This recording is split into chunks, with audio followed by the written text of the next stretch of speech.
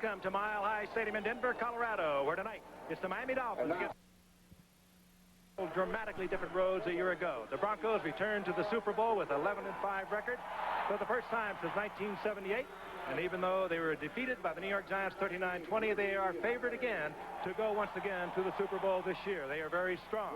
Meanwhile, the Miami Dolphins fell to an 8-8 record, and a declining defense that had been falling apart literally for the last year or so really bottomed last year, and they had nothing but problems on defense. Meanwhile, and ironically, that was all around one of the best offenses we've ever seen in the National Football League. It's going to be very difficult for Don Shula to put this defense back together again. Even though Don has only one losing season in 24 years of coaching, he is going to have his problems this year, particularly because he has lost one key member of that defensive unit. He's planned to build a route. We're going to tell you more about that. He does not have another one because of a holdout. In any event, it's the Miami Dolphins, and they go against the Denver Broncos. And to tell you a little bit more about the Denver Broncos, my colleague Al Michaels, who has just returned from the pineapple fields of Maui. Welcome back, Kamehameha. 1,000 mahalo, sir. As soon as Maui gets its NFL franchise, you and I are doing all the home games. You got it. Guarantee you that. Let's talk about the Broncos, a team that, when we last saw them, were losing in the Super Bowl 39-20 to the New York Giants. They had an odd sort of year, though, last year. At one point, they were the best team in the NFL at 6-0, but then they were 5-5 through the balance of the regular season. They needed to shore up their defense a little bit, and we'll talk about that through the course of the game, especially the mysterious retirement of Louis Wright. But as far as offense is concerned, they're a lot like the Dolphins, very explosive. They start, of course, with John Elway, who's on the verge of signing a 6-year, $12 million contract, and he has some great receivers in Vance Johnson, Mark Jackson, and the veteran Steve Watson. And then the Broncos went out and drafted Ricky Nattiel in the first round. So they have 4 great receivers, a team that figures to score a lot of points, and certainly a prime contender for the AFC title. Let me turn now to Dan Dierdorf. Talking about contenders for the AFC title, it's sort of odd that in Don Shula's 25 years as a head coach, very rarely do we talk about his team not being a prime contender for the AFC crown, but that's the case now. Well, it clearly is. And, you know, Frank alluded to the fact that last year the Miami Dolphins were 8-8. And I really do hate to say this, but I don't think they're going to be that good in 1987. We know that Dan Marino is out, but he's going to be back. He said he could even throw the ball tonight if he had to. But look at the defensive unit. They were going to build it around John Offerdahl, their Pro Bowl rookie linebacker of a year ago. He's out for at least 10 weeks. Their #1 draft choice, John Boza, defensive end. He's not yet signed a contract. #2, Rick Graff, hasn't yet come into form, and Hugh Green, the former All-Pro linebacker, is still limping. We've got Don Shula. We know that he can work miracles. But if he's to take the Dolphins to the playoffs in '87, realistically speaking, he's going to have to do it with Mears. And last week, the Dolphins began their exhibition season in very unimpressive fashion. They opened up Joe Robbie Stadium in Miami and sold it out. But that was the highlight of a night on which they lost 10-3 to the Chicago Bears, and they lost Dan Marino and John Offerdahl. As you look at Dan Reeves, his career with Dallas, and then he coached under Tom Landry, and he came here 6 years ago, and he's led the team into double figures in victories in each of the last 3 seasons. And on the other side, in his 25th season as the head coach, is Don Shula of the Miami Dolphins.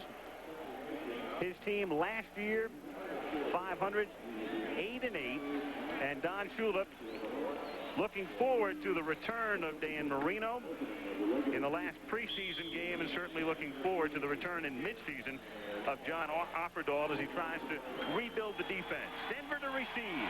Fuad Reveiz to kick off from the 35-yard line, and here we go in the twilight in Denver as Vance Johnson takes it from 1 yard in and slips down at the 19 and is tackled at the 23. We have had isolated thunder showers in the Denver area, and the field is slippery as Elway comes in to start this drive from the 23-yard line. John Elway, not only good, but very durable over the last 3 years. And the men behind him, Winder and Lang, are the running backs. And we talked about the receivers, and there is the offensive line. From the 23, with Winder and Lang in the backfield, and Lang being sent in motion. Winder. And standing for a gain of about 2 up to the 25-yard line. And Hugh Green, number 55, makes the stop. A key man for the Miami Dolphins. Hugh Green hurt last year in Game 3. Here is the defense now, the 3-man front. And then the 4 linebackers for Miami. Green played very sparingly last week. Figures to see a good deal more action tonight, especially in the first half. The veteran Brzezinski, the other outside backer. And the secondary, very suspect in many ways, but of course they're under a lot of pressure because of the lack of a pass rush. Second down and 8 from the 25. Elway throwing over the middle and incomplete as he tries to hit his tight end, Clarence Kay, and it's third down. I was down on the field earlier before the game, and this field is very slippery. It was slippery even before the last thunderstorm went through Denver, and it was a heavy one. And had Dan jumping up and down on the seat over here, and we must have got a lot of rain, and there is going to be a lot of slipping down there. Yeah, Al mentioned isolated thunderstorms. One of them was isolated right on top of Mile High Stadium for an hour and a half. You got out of here real quickly. Al, you'd make a heck of a weatherman. Oh, boy. At least we're not flying out tonight. That's the key. Third down and 8 from the 25-yard line. From the shotgun. Elway going deep, and Mobley can't one-handed. Orson Mobley, the big tight end or H-back, covered on the play by David Fry. And we talk about Elway's options amongst his wide receivers. We've also seen Kay and Mobley, 2 others he can go to. This is a fine route run by Orson Mobley. Keep in mind, this is not a wide receiver. Orson Mobley, almost 260 pounds, almost one-hands the football. He actually has it and pulls it in and then loses it right before he gets to the ground. Superior effort that time by Orson Mobley. Mike Horan, who was the third of 3 Denver punters last year and seemed to fill the bill to do the kicking. Scott Schwades takes it at the 38-yard line, and the rookie brings it back to the 49. So the Dolphins will take over near midfield, minus Dan Marino, and they go with Don Strock, and we'll see Ron Jaworski before the first half is done. So Don Strock, who signed late, signed a 1-year contract about a week and a half ago in his 14th season out of Virginia Tech. Lorenzo Hampton came on nicely last year. Davenport is the fullback. Duper and Clayton are the wideouts. Hardy had a big year last year with 54 catches.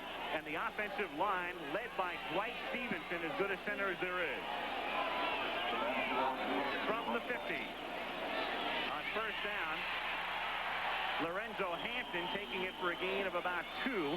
And it'll be second down and 8. Woodard in on the stop. Up front for the Broncos, Gilbert and Jones have been bothered with slight knee injuries, but they're in the lineup tonight in that 3-man front. Mecklenburg plays all over the joint. If you followed the Broncos, you know about him. Ricky Hundley also a good one. And there's the secondary. Minus Louis Wright, minus Steve Foley. Foley retiring, and Wright surprisingly retiring.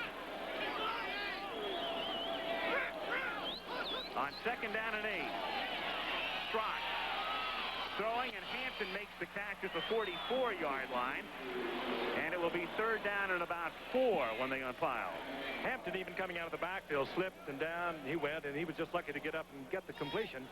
But again, as we look at the Dolphins, what they're going to be thinking about all year long, Dan talked about it at the very beginning. Their defense is awful. It just was terrible a year ago. They have to improve there. They're having a problem getting big enough people to come in and make some changes. They hope that Hugh Green comes back and is all right, but they want to also improve the running game. They were second overall in league in offense a year ago, but they were 25th rushing. They want to do something about that also. Strock out of the shotgun and throws complete with a penalty marker down, and James Pruitt makes the catch but shy of the first down. A marker down at the 42-yard line at the inception of the play. And the referee tonight is Dick Jorgensen, and he indicates it's against Denver.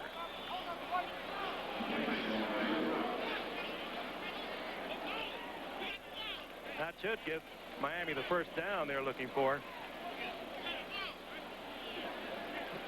It was a third down and 4. Well, he clearly was short of the first down, and that would have been a nice lift for the Bronco defense, turning the ball over to Miami very close to midfield and then not allowing them to get a first down, but not the case. 45, defense, 5 yards, first down. Steve Wilson the defensive back. You touched on it, Al. Don Strock was a holdout late in reporting. I think he probably was up there at Palm Beach playing a little golf. He loves golf. Shula was a little upset about it, but he's got a lot of confidence, Strock. He's been around 14 years, and over the years he has won some major games for them. Led a tremendous comeback, even though they came up short in that playoff game with San Diego in 1981. Hampton picks up about 3 as he takes it to the 37-yard line. Lorenzo Hampton, and with the emergence of Hampton, it means that Tony Nathan, the mainstay in the backfield, the longtime Dolphin running back, his job could be in jeopardy. You look at Lorenzo there with 9 rushing touchdowns last year. Those were all of Miami's rushing touchdowns. He's the only Miami running back that found his way into the end zone, and that's extremely odd. And again, another testament as to the sad state of affairs that the Miami running game finds itself in. Second down and 7 at the 37-yard line. No score early first quarter. Strock throwing over the middle, complete at the 19-yard line, and then the ball is fumbled. Mark Duper lost it. Denver has it back at the 19. He was hit by Tony Lilly, the free safety, and it's Ricky Hundley who comes up with the football. Tony Lilly, of course, replacing Steve Foley. Here's Strock back in the pocket. Duper was wide open. Perfect read of the zone, and he really gets popped by Lilly, who strips the ball. And they may not miss Steve Foley, who we mentioned is one of the retirees, because Lilly is a fine free safety man, was playing about 50% of the time a year ago. This is a good play. Look at the way he puts his hand right on the football. He really didn't hit Duper at all with his helmet. Actually got his right hand on the football, on Duper's right arm, and actually does strip the football loose. Jorgensen conferring with Elway before this drive commences at the 19-yard line. Looks like Dennis Smith was the man who recovered that fumble, and he'll get the credit for it as Elway starts this drive from the 19. And off play action, going deep down the left sideline, and almost a spectacular catch, but Vance Johnson can't hold on. Just another good look at John Elway's cannon arm. It begins up front, though. Play action. See the off guard pulling across the formation. Winder also there. Look at the play action. Sucks the Miami defense up into the middle.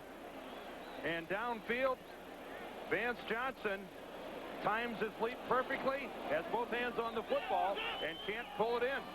He was past William Judson. Judson providing the coverage at second down and 10 from the 19-yard line. The 40-second clock is down to 1, and they get it off as Elway goes back on second down and sidearms it incomplete, intended for Orson Mobley. It'll be third down and 10. And Don Shula just has to be gnashing his teeth on the sidelines. Is absolutely, in this early going, no pressure whatsoever in John Elway, and this is what killed him a year ago. And they'd go out and get all the points they wanted. 4 times they got 27 points or more. One time they got 45 points and they got beat. But there is no pass pressure. There's none at all on John Elway, and they've got to get that. They'll have to get that from Hugh Green. They will have to get that perhaps from a defensive lineman they don't have at the moment, and that could be John Boza, the #1 pick from Boston College, who's a holdout. They've got to get a pass rush. Will Height and Sewell come into the game to join Elway out of the shotgun. A little shovel pass.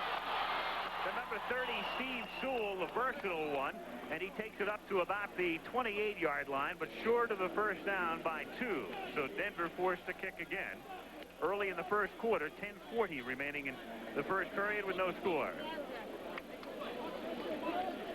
Scott Schwades, his father Gerhard played years ago at Syracuse, and Scott, second-round draft choice, trying to make it as a return man and wide receiver, with Brian Wagner now to kick. Our historian, Gerhard Schwades. Gerhard Schwades. Sounds a Luftwaffe pilot.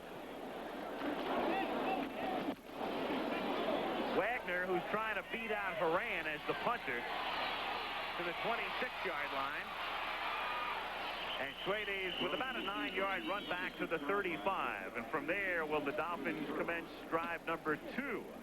10:07 to go in the first period in the Mile High City. Dolphins nothing, Broncos nothing. Pretty shot at about 20 after 6 in Denver. Been a cloudy day and some rain showers, and the sun's trying to peek through, and it's been cool here with the temperature in the low to mid 60s. the old saying, perfect football weather, right?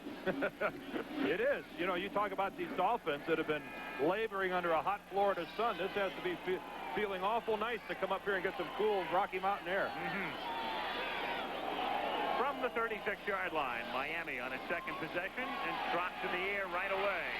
Over the middle and in and out of the hands of Mark Clayton. And that's something that happened with some frequency last year, especially in the first half of the season. Well, there's a lot of talk in Miami right now, wondering whether Mark Clayton is expendable as a Dolphin wide receiver. A team that has needs in other areas. Where are they loaded at wide receiver? Mark Clayton easily into the open. Mike Harden off of the coverage, and Mark Clayton just clearly drops the football. Some people think that he may not be with Miami when the season opens up. Second down and 10 from the 36-yard line. Clayton wide left, Cooper wide right. They keep it on the ground, and it's Hampton taking it out to the 43-yard line. I mentioned before that Nathan could be in jeopardy, and I mean Nathan's job could be in jeopardy in terms of making the team. I didn't mean it in terms of Hampton taking over, because that's a given. Hampton's going to be number one. The question is whether Nathan makes the team or not. Well, he just came in last Saturday, but even at the halfway point of last year, Hampton was the obvious man they wanted in there. He's not only a good runner, you just saw that, but he's a fine receiver coming out of the backfield and getting better with every game. Drop, shotgun, third down and 3. And on the inside handoff, Nathan goes nowhere on a play that doesn't fool anybody. That's a tough play to run out of the shotgun formation on a 3rd and 3-yard situation. Like you say, Al, that fooled absolutely no one, and Tony Nathan goes back to the sidelines, almost, I would think, wanting to pass Don Shula and say thanks for the favor. Yeah. Reggie Roby to do the kicking. Punters love to come here at Mile High. That ball just sails out of sight. They love to kick here, although they hate the wet turf. And Roby's a man who can kick them out of sight. We're going to get a look at Ricky Nattiel on the run back. Good high kick. And a fair catch is called for and made by Nattiel, the rookie out of the University of Florida, at the 16-yard line. So each team has had the ball twice. We have 8:29 to go in a scoreless first quarter. The Chicago Bears. It's an NFL preseason special next week on ABC Sports. Take a look at the Dolphins. In '83, they were tops in the NFL in defense. Then they were 7th in '84, went to the Super Bowl. Last year, 26th out of 2018. So it's been a steady decline. And the Dolphins on defense here on first down for Denver from the 18-yard line. And Winder exploits a big hole, and Sammy takes it out to the 37-yard line. Bud Brown and Lifford Hobley, the two safeties, brought him down. We talked about Sammy Winder just here in the backfield, a little counter step, and it's going to work off the left side, but just watch the size of the hole. He's not challenged until he gets into the secondary. Mobley comes in, the block on the nose tackle, and when you get by the front 7 and no one even lays an arm on your shoulder pad, that's a good job on the running game. First and 10 Broncos after a 19-yard gain. And with Watson in motion, they keep it on the ground, and it's Wilhite with a flag thrown on the play. Gerald Wilhite in his 6th year out of San Jose State. Broncos running game is not terrific. It's functional, does a decent job, and they didn't make any changes back there. It's still Wilhite and Winder and Sewell. Holding, number 64, offense, still first down. That's Billy Bryan, the center, and the other running back is Gene Lang. Dan Reeves wants to improve that running game. You mentioned it, Al, but you recall the Super Bowl, the Denver Broncos leading 10-9. First and goal to go at the 1-yard line. They tried to go with Wilhite. They tried to go with Winder to the outside. They tried it first with a rollout by Elway. They finally wound up missing a 23-yard field goal. Instead of leading 17-9, all of a sudden the Giants were in it. First and 20 after the penalty, and it's dumped off over the middle to Gene Lang, who breaks the tackle. He's to the 50 and out of bounds after picking up the first down.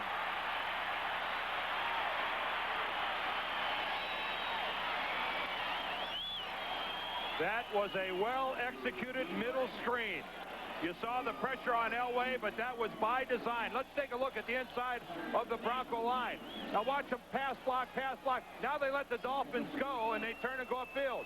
Bill Bryan misses the block, but Jackie Schiff can't make the tackle anyway.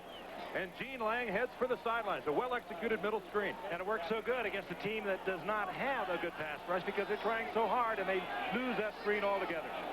Gain of 25.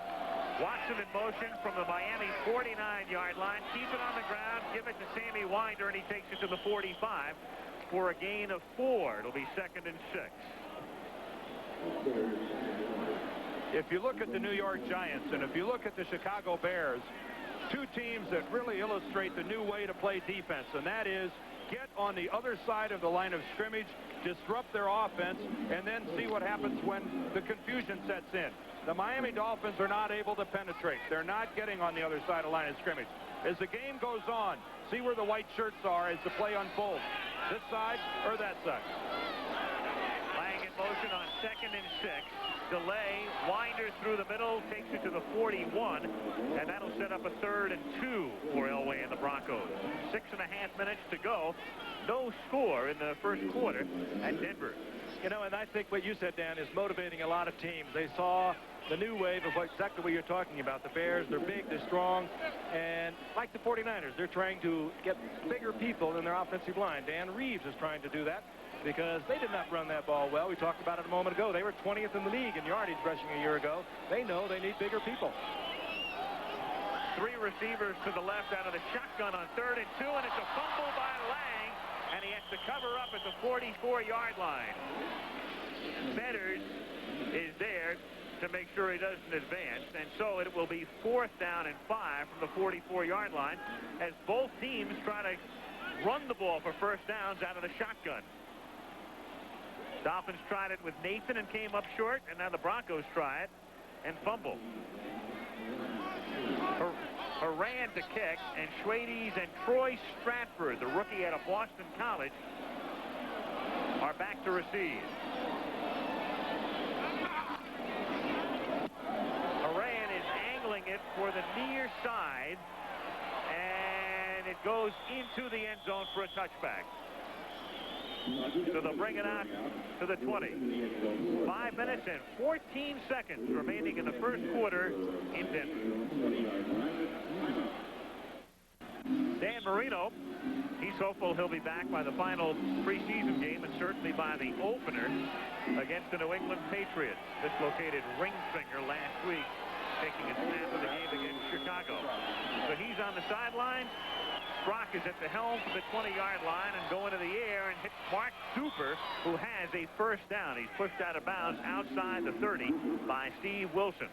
1st and 10. Duper really had a super year a year ago. He kind of fell off in 1985, but he has that great speed. There he is, the first time he's ever led the Dolphins. Of course, Mark Clayton has led a couple of times, but he has that great speed. If you ever can get him one-on-one, no matter who the cornerback is, he has to respect it. That time Steve Wilson was playing it deep, and you have to do that or you'll blow right by you. He respected it by about 10 yards too much. On 1st and 10, Hampton out to the 34-yard line. Ron Davenport leading the way, blocking for him. It'll be 2nd down and 7 out of the 34. Talked about what Danny wanted to do on offense. On defense, he also wants to get bigger people. They kind of did it with Mears a year ago. If you follow very closely, you know that Denver lost 4 of their last 7 games regular season, and they lost 5 of the last 10. They won 6 in a row at the beginning, and Joe Collier, the defensive coordinator, is a genius in moving people around. But they also need some bigger people on defense, and Danny's trying to go that way. 2nd and 7. Brock with a short drop, throws, and it's dropped by Davenport. And it'll be 3rd down. Further to that, Al, beefing up that defense, they have moved Andre Thompson over to the nose tackle.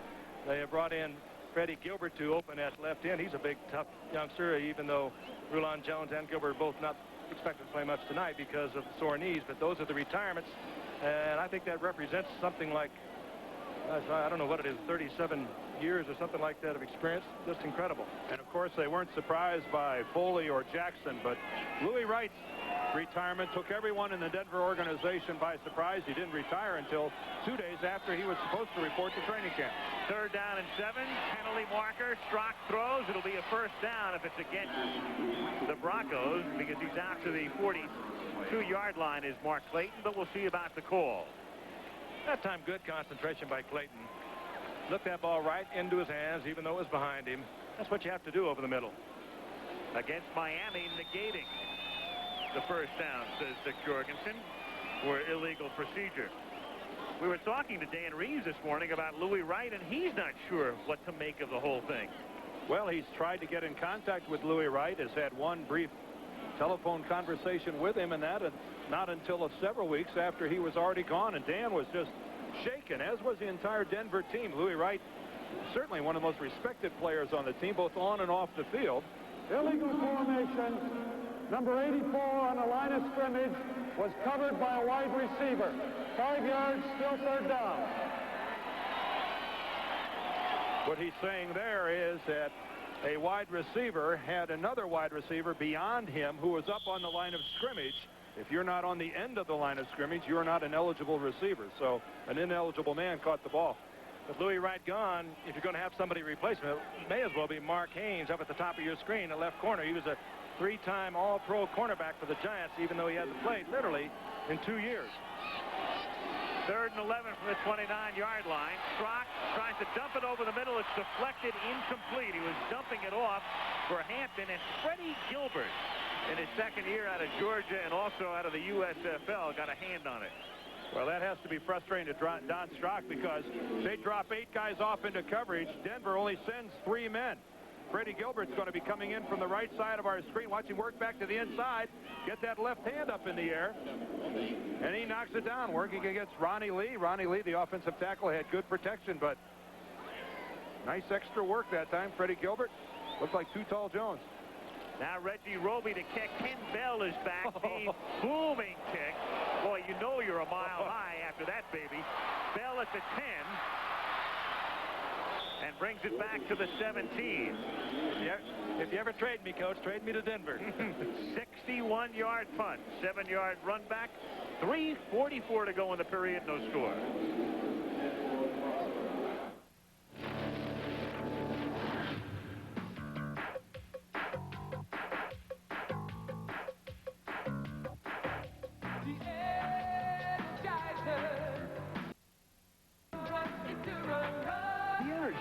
Good times never lasted longer.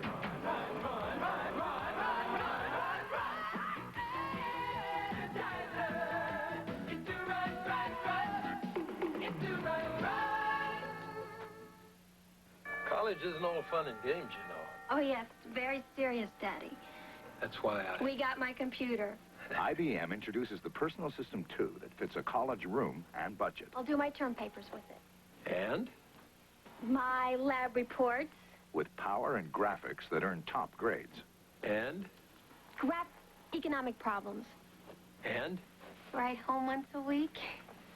Smart girl. The newest member of the IBM Personal System 2 family. Save the clam. What's with Wiley? It's the Monroe Save the Clam sale. Buy Monroe shocks and struts now and save a pile of clams. Great, more clams for the clam bake. Clam bake? Nice going. See your Monroe ride expert today? Pull it. Strain it. But when you overflex it, Myoflex it. Myoflex, the pain relief cream that's odor-free. When you overflex it, Myoflex it. Most recommended by physicians and pharmacists. On Monday Sports Night, our national pastime hits the Soviet Union. Plus the Dodgers' irrepressible Tommy Lasorda and more. Tonight on ABC's Monday Sports Night. Reggie Roby, picked in the 6th round in 1983, now in his 5th season. Only 1 block kick. If I couldn't be up here with you two, I'd rather be a Pro Bowl punter. Yeah. What a life. Or a place kicker with Franklin's contract. 1st and 10 from the 17 as Winder takes it from Elway, and Sammy works it out to the 23-yard line. Good read by Elway and a good move by Winder, breaking it back inside, keeping his concentration, taking the ball inside. Picked up yardage you probably shouldn't have picked up there. We talked about the running backs, Sammy Winder and Will Height, the key men last year. Sewell is a very versatile man who will probably see more action this year, running and catching the ball. Gene Lang, the fullback. Ken Bell trying to make the team. And also they have Joe Dudek out of Little Plymouth State, who is also on the roster. Sammy Winder out to the 25, or at least on the preseason roster for Denver. Denver can do a lot of things with Steve Sewell, third-year man out of Oklahoma, former #1 draft pick. Good receiver, good rusher, and they can line him up at fullback. He got a lot of work as a flanker a year ago, and Vance Johnson was hurt early in the season with a bad knee. You like those versatile football players around. You can do a lot with them, particularly as Danny, he won't smile when you talk about a 45-man roster. 3rd down and 2. Elway out of the shotgun from the 25. Dolphins nearly jump offside, but there's no flag, and it's flipped out to Sammy Winder, and he fights his way for a 1st down. Out to the 28-yard line, he is stopped by the linebacker, David Fry. A real timing play there, just a one-man screen. If you'll notice, it was Bill Bryan, the center, who came off his block, got out in front of Sammy Winder, and an interesting play to run on a 3rd down situation. Let's take a look at it here from the end zone. Bill Bryan lining up in his center position. He'll snap the ball shotgun. Now he's going to check to the one side. There he goes, right down the line of scrimmage. He's got to be careful not to get upfield. He gets in, not much of a block, but still enough to allow Winder to get the 1st down. And Sammy again takes it out to the 34-yard line. Sammy in his 6th year out of Southern Mississippi. Not a spectacular back. As you can see through the years, his yards per carry average, and he's basically been their key back, is low. That fits right in with the Denver offense, though. That's what they're trying to correct. They have to get a little more size with that offensive line. They have not been able to run the ball well for a lot of years. Well, and you can't have your #1 guy not be over 4 yards a carry. Just can't allow that. I guess all you do is go to the Super Bowl. Not consistently, though, I don't think. Mobley in motion on 2nd and 4. Elway firing to Watson, who makes the catch at the 47-yard line. Don Shula there to say it was no catch, but he's overruled. He's been doing that for years. Came up 9 years ago, a free agent.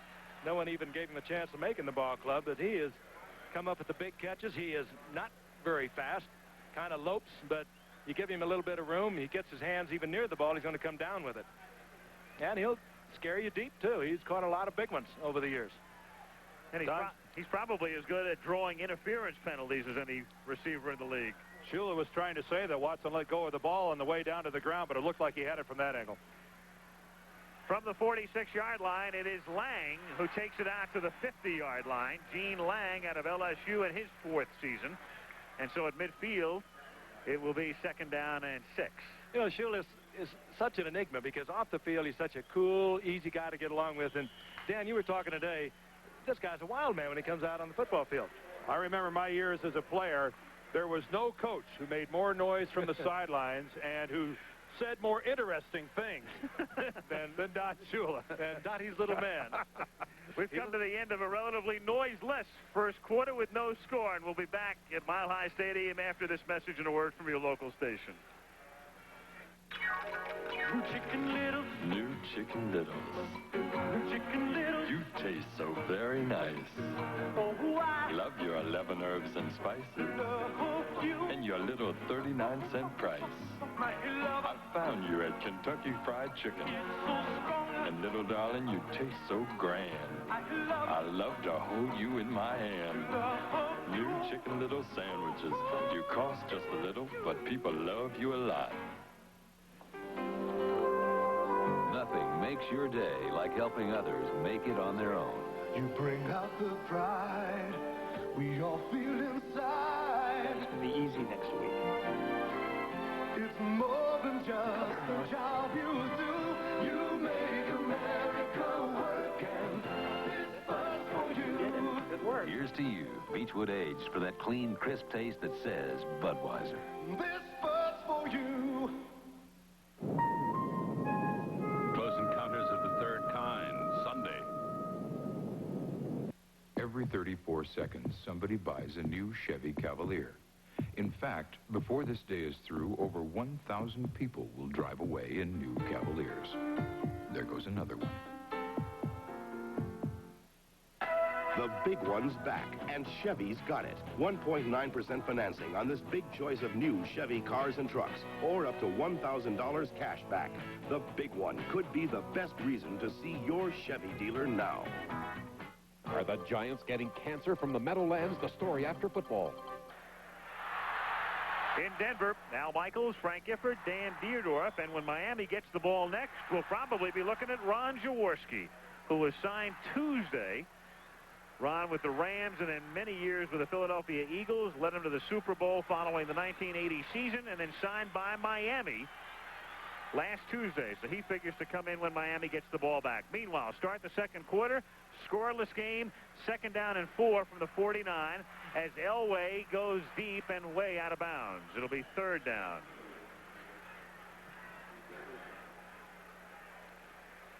And here in the second quarter, this ABC Sports exclusive is being brought to you by Jeep. There's a feeling you can get only in a Jeep. John Elway had the feeling in the pocket last time. Credit the Dolphins secondary with good coverage. John threw that one away on purpose, but it wasn't because he was harried in the pocket. He had all day and just threw it to the sidelines. I think in a regular season game, Dan, he'd have been sprinting one way or the other looking for a receiver. And Dan Reeves begged him not to do it tonight. Elway, 3rd and 5, clear field in front, and you know he can run. Vintage Elway right there. 1st down at the 38-yard line. Jaworski could have run that one. There was a total drop and a total lapse of containment. When you got playing against the quarterback by Elway, you've got to be containing him with somebody. He's going to pull it down, and he's gone. Allow your defensive linemen to go upfield. That's what they're going to do. Their job is to pressure the quarterback. But somebody's got to hang in this area back here. Somebody's got to be responsible for the quarterback when he's flushed. But look at the Dolphins secondary and linebackers. Nobody's looking at the quarterback. You're asking an awful lot of your defensive linemen to rush the quarterback and contain Elway at the same time. Not many can do it. From the 39-yard line, through the middle goes Steve Sewell for a gain of a couple.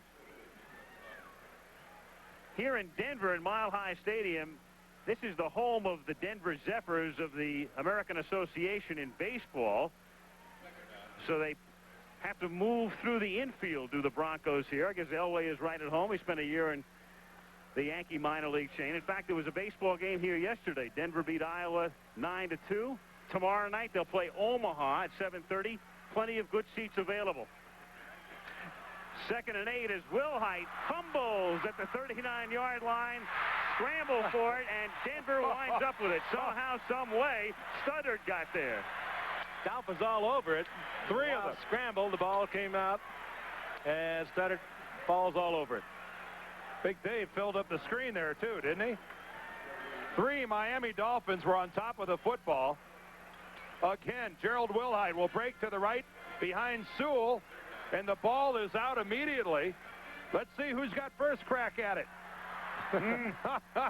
All 3 at the same time. Jackie Shipp in the middle, and Dave Studdard comes away with it. An offensive lineman, a hero. What do you think of this? He's got a nose for the ball. Remember, he caught a touchdown pass last year. That's right. Did you ever score a touchdown, Dan? No.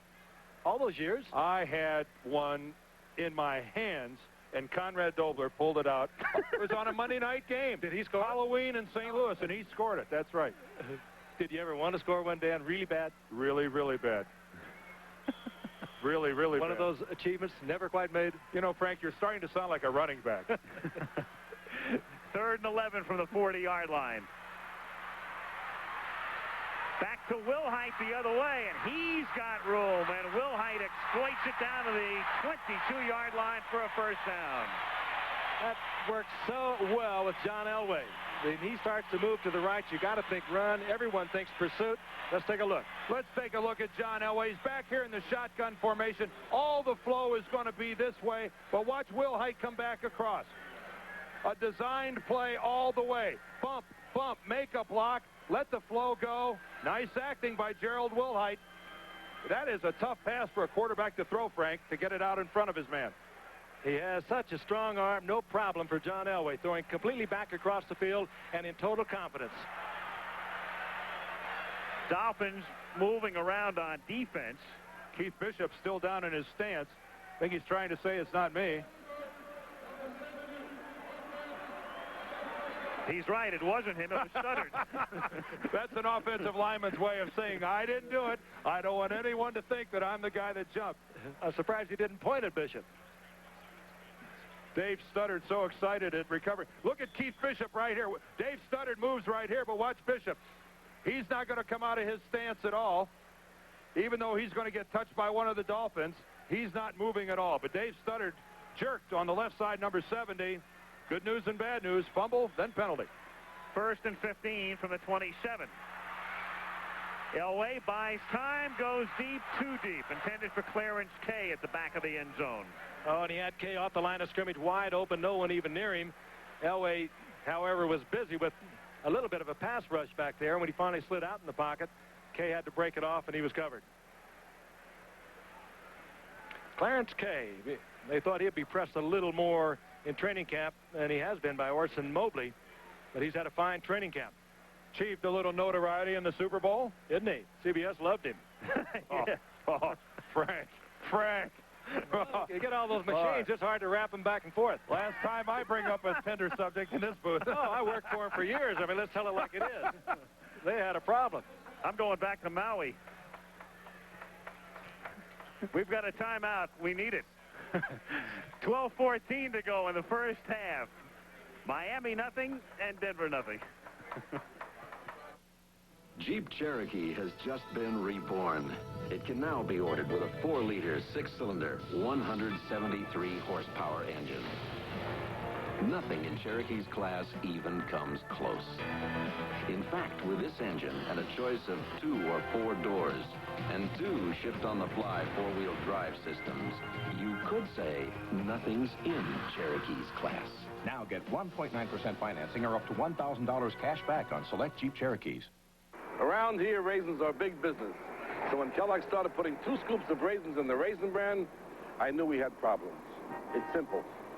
The law of raisins. You put 2 scoops in each box. You sell more boxes. Bam! Raisin shortage. I respect Kellogg's, but that's a lot of raisins. You know what I tell people? You got a backyard? Plant raisins. Fiber-rich Kellogg's Raisin Bran. 2 scoops is a lot of raisins. I don't look for trouble. I don't wear rubber watches. And I don't say I do when I don't. So I don't do this for fast food places that don't do steak. New steak fajitas. Real steak, real fast. But I do appreciate them asking. No, I don't. Taco Bell. The only real choice. Hello, Taco Bell. Tonight being Monday, and that means Monday Sports Night following a Nightline on your local station. And tonight, one of the subjects that will be discussed, the Soviet Union beginning a baseball program that will enable them to compete in international play in 1992. And who better to discuss it than comrade Tommy Lasorda? After he talks about Linguini and right. all those things. 2nd and 15 from the 27-yard line as Elway throws, and it's complete to the 16-yard line to Orson Mobley, the huge tight end at 256 pounds. And he had to catch that ball in self-defense. He was well covered, and Elway just burned it into him. He'll do that. He'll knock a receiver down, but he knows and has so much confidence in his arm, he'll just rip that thing, and sometimes you almost have to catch it. Guy weighs 260 pounds catching it in self-defense. That says a little something about how John Elway throws the football. If you're a defensive back, Orson Mobley is not the guy you want to strap on in the secondary. Yeah, the coverage was right there, but they could do nothing about it. 3rd and 4. Elway, little shovel pass to Sewell, looking for the first down, appears to have it. If they give him a decent spot.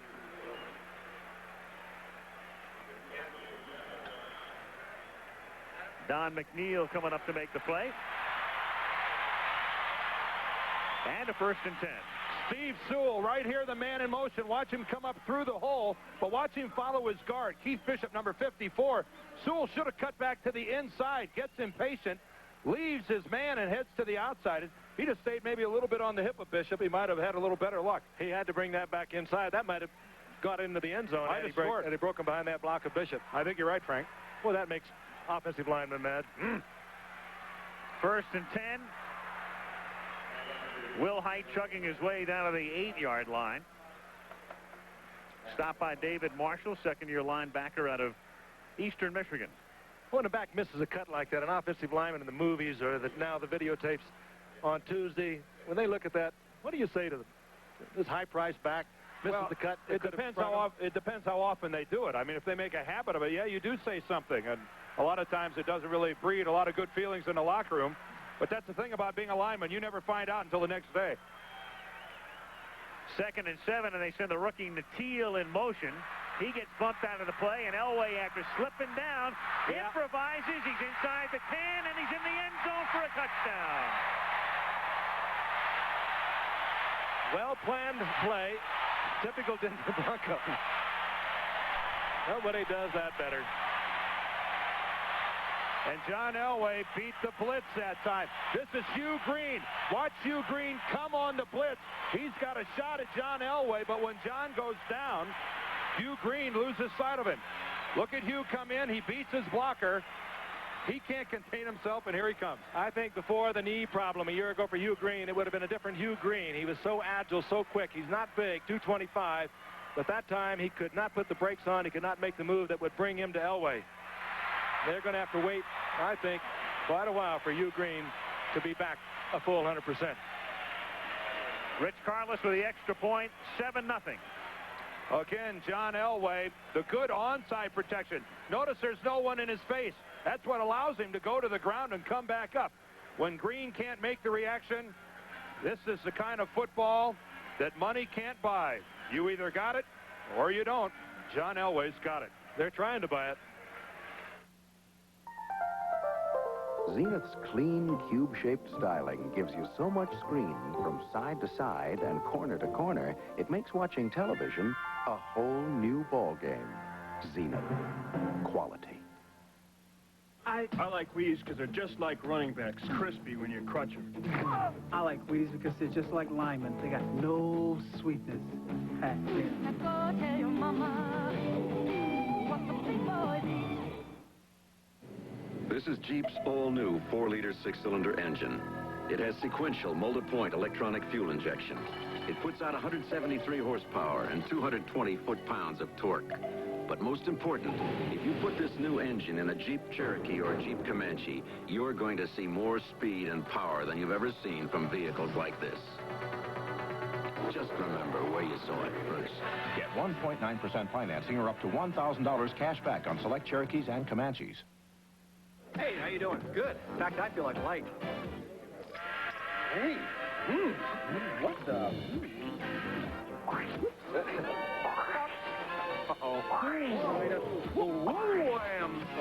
Oh, no. Well, I meant Bud Light. If you want the less filling light beer with the first name and taste, ask for Bud Light, because everything else... You all right? Sure, just a little lightheaded. It's just a light.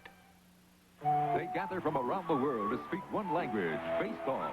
It's the 40th anniversary of the Little League World Series, live on ABC's Wide World of Sports, Saturday.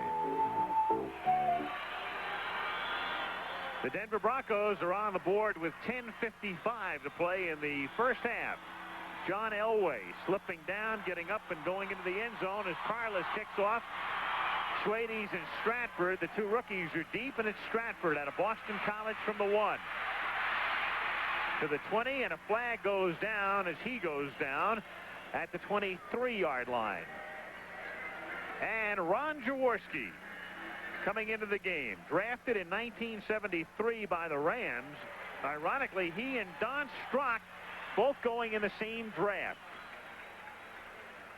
And what's ironic here is they may be competing for the same job. If the rosters stay,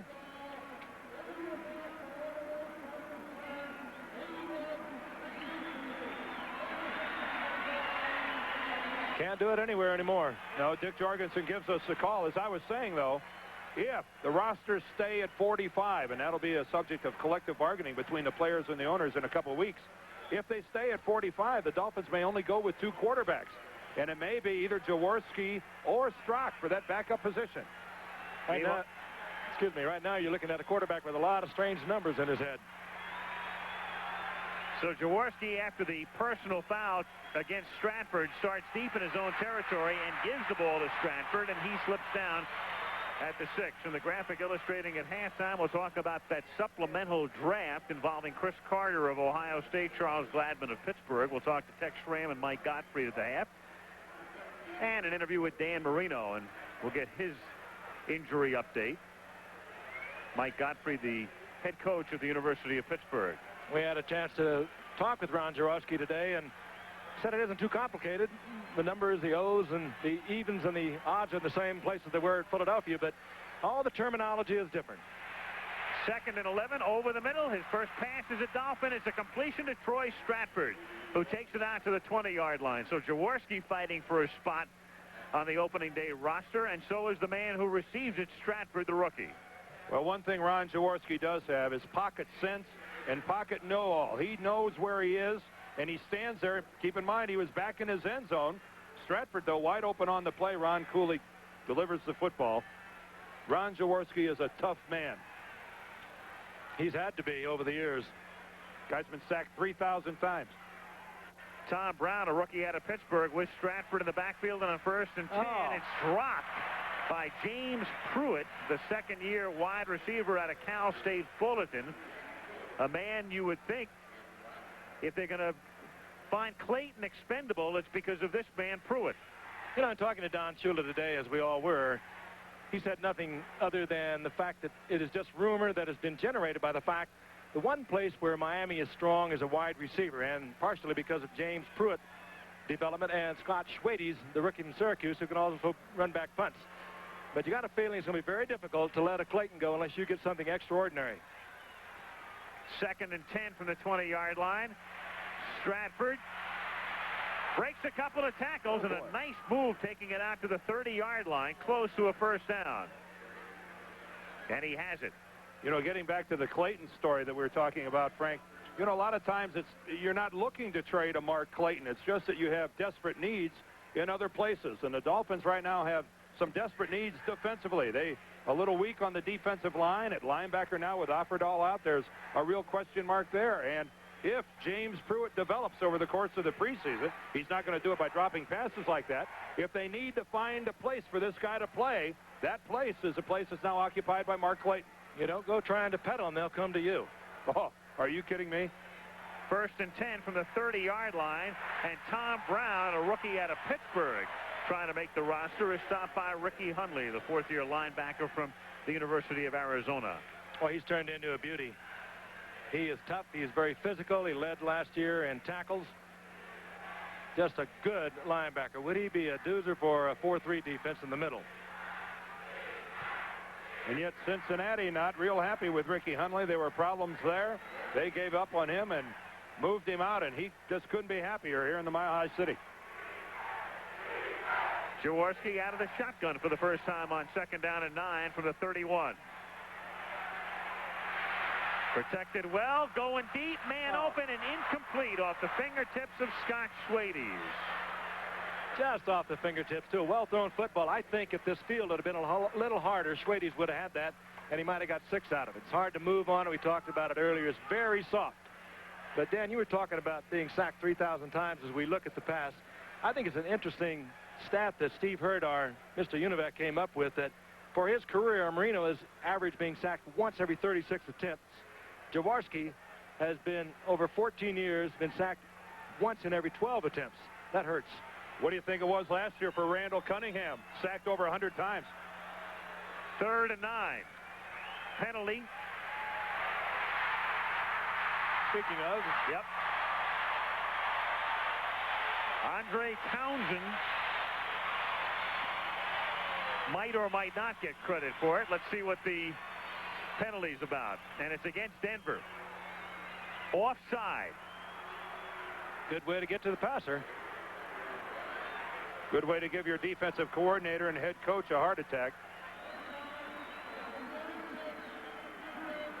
Oh, Mark Haynes. Oh, Talk about heart attack city when the cornerback lines up offsides. No excuse, Frank. Mark Haynes came from the Giants. As we look at him again, he lines up in the neutral zone. This is him right at the line. You take it right across there, and he's in the neutral zone. That's an avoidable mistake, rather, for a cornerback. He's mistaken and gets confused because his man was back off the line of scrimmage, and he lined up on him like he was on the line of scrimmage. There again, but he took a look down that line of scrimmage that time. 3rd down and 4. Another penalty marker is down, and the pass is thrown away. Ron Davenport was the intended receiver. You know, he was awfully close again. Yep. You know, it's easier to line up offside in the dirt. I would think it's a little harder to read the yard markings. Here we go again. Again, same thing in that baseball infield. Well, still, that's not an excuse.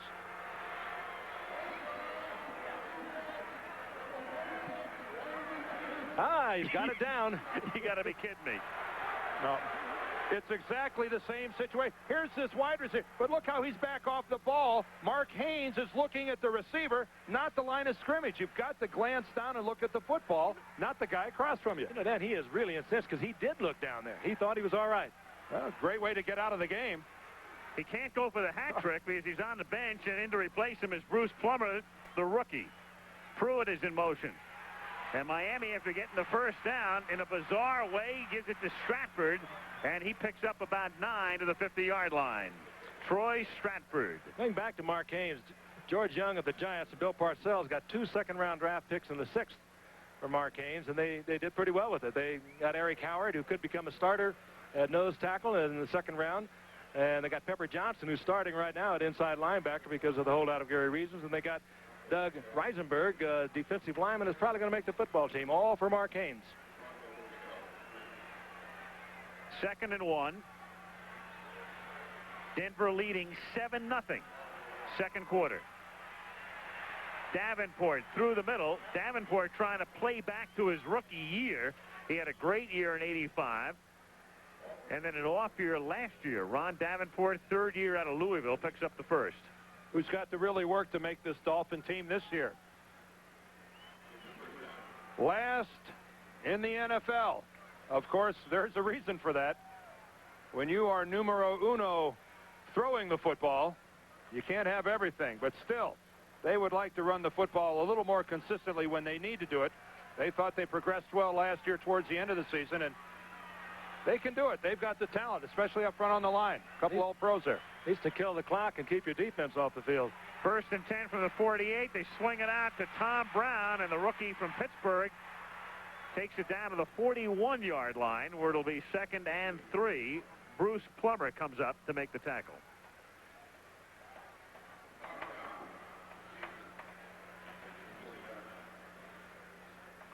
Game seems to be moving along, as are most of the preseason games to this point, with more dispatch than in the past. Of course, where the 40-second rule is in effect, it's 40 seconds from the end of the prior play until you have to get the next play going, as opposed to 30 seconds from the signal ball ready from play in the past. And Troy Stratford runs into a bunch at the line of scrimmage. You know, most of the coaches, I think, really like that 40-second clock. They're getting used to it. They can move their people around. They can coach that. They're not, however, at least in the case of Danny Reeves, too happy with the 25-second clock. Well, I think the reason they like it, Frank, is because of the consistency involved. Every referee was different in when he would start the 30-second clock, but the 40-second clock starts immediately at the conclusion of the prior play. So there's uniformity in when the clock starts, and both Dan Reeves and Don Shula said they'd like to see it in effect for the regular season. 3rd down and a long 4, and over the middle and close to a 1st down as Jaworski hits Pruitt. He has to get to the 38, and that is where he is. Very close, maybe close enough for a measurement at the 38-yard line. You know, this is what Pruitt can probably do better than Clayton and Duper once he gets a chance to work a little more, because he's a bigger man. He goes about 200 pounds. He's 6'2", and he can come over the middle and take that shot that the smaller Clayton and Mark Duper can get hurt with. Let's take a look. We're going to see a strong safety blitz coming right up the middle. This is what a veteran quarterback can do, drop and deliver the football in the face of a blitz. Ron Jaworski, an unblocked man. Strong safety Randy Robbins in his face. The receiver alters his route, gets in the middle, and Ron Jaworski delivers the football. That's what a veteran quarterback can do for Don Shula and the Miami Dolphins. And it showed good thinking by James Pruitt. He read that blitz right along with the quarterback Jaworski. Wouldn't you agree that more often than not, when there's a mistake on a blitzing situation, it's the receiver who doesn't read blitz and doesn't alter his route? Absolutely, because he does not, first of all, see it as well as the quarterback. Meanwhile, they were shy on the measurement by inches, and it's 4th down. Brown and Stratford are the running backs. That's got to be motion. Stratford with a penalty marker down, stopped by Ricky Hundley, and a marker dropped at the line of scrimmage. That's Woody Bennett. Woody Bennett was going forward at the line of scrimmage when the ball was snapped. He missed time to snap of the football. I think it's academic because it was a fine defensive play, and they are short of the first. Here's Woody Bennett in motion right here. He's going to get right over here and just make that little move towards the line of scrimmage before the snap of the football. Ball's not there. He goes. You can't be moving forward when the ball is snapped. The penalty declined, though. Miami didn't make the first down anyway. And so Denver takes over at its own 38 with 4:56 to go in the half. 7-0 Broncos. IBM presents You Make the Call. Bill Kenny of the Chiefs is blitzed and fumbles. The loose ball is recovered by defensive lineman Andre Townsend of the Broncos, who rolls on the ground and into the end zone for an apparent touchdown. Now you make the call. Is it a touchdown? May I help you? Your rose looks a lot better than mine. Oh, dear. It does look a bit unloved. Think there's any hope for us? Me and my rose? I do. With its power, graphics, and software, the IBM Personal System 2 helps small business track orders, inventory, billing, and more. What's this? The Garden Club. I'm lecturing on roses. If you... I'd love to. I'll bring the flowers. The new IBM Personal System 2 family, helping small businesses grow. What call did you make? It is legal for the player with the ball to advance by rolling on the ground, as long as he is not contacted by an opponent. Jeep Cherokee has just been reborn.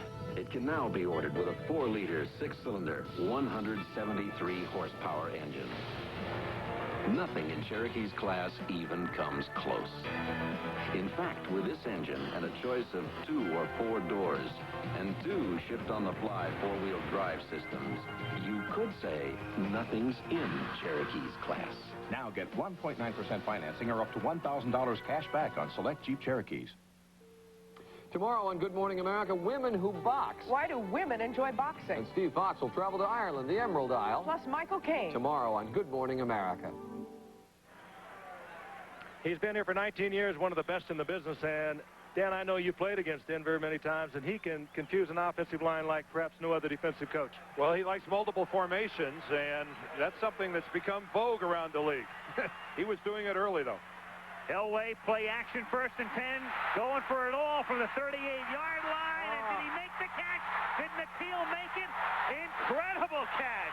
Ricky Natil, the #1 draft choice. How in the world did he catch it? He's been doing it throughout training camp. They will tell you right now that this first-round draft pick out of Florida is a genuine superstar, and what speed he just flew by Langford. And let's talk about the arm, too, Dan. It was brilliantly thrown. Langford can't believe the ball went that far. Look at Ricky Natil. Look at the eyes on the ball. Langford really in pretty good coverage. In fact, excellent coverage. What more can you do? I don't know what was better, the catch or the throw. Oh, that's an unbelievable catch. There have not been a whole lot of those made. That was absolutely beyond belief. He kept his hands down like you have to do in a full sprint, put him up at the last second. He really one-handed that, turned his body so that he wouldn't fall on the football and lose it, and just an absolutely superb effort. Well, I'm going to have to do a little counting. How far did that ball go in the air? Now, I'm not a math major. I'm going to have to start doing a little calculation, but that 55 or 60, but flat-footed, too. The line of scrimmage was the 38-yard line. There he is. Let's watch John drop back. Little play action. He sets it as 30. He launches from the 30-yard line.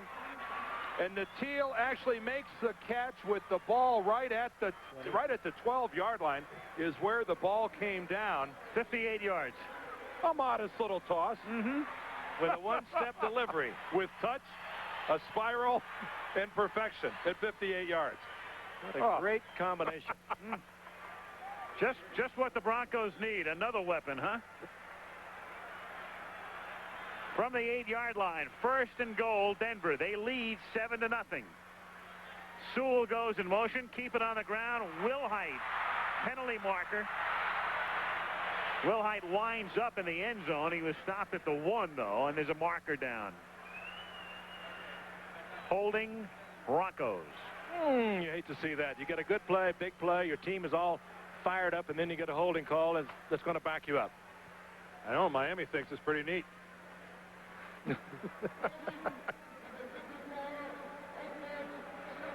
Offensive linemen hate to walk into that huddle after they've done something like that.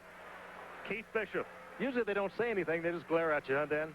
Well, Keith Bishop has a right to make a mistake or two during the preseason. He set a milestone last year. He was the first Bronco offensive lineman in the history of their franchise to go to the Pro Bowl. A trendsetter.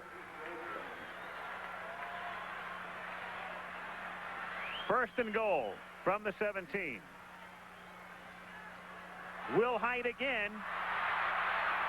Down to the 9. It'll be 2nd down and goal. Gerald Wilhite played fullback last year in Dan Reeves' offense. This year being moved over to the running back position. A little undersized to be playing fullback, and they feel that he's going to challenge Sammy Winder for that starting job. As a matter of fact, a lot of people think that he may come away with it by the time the season starts. That much time left in the half.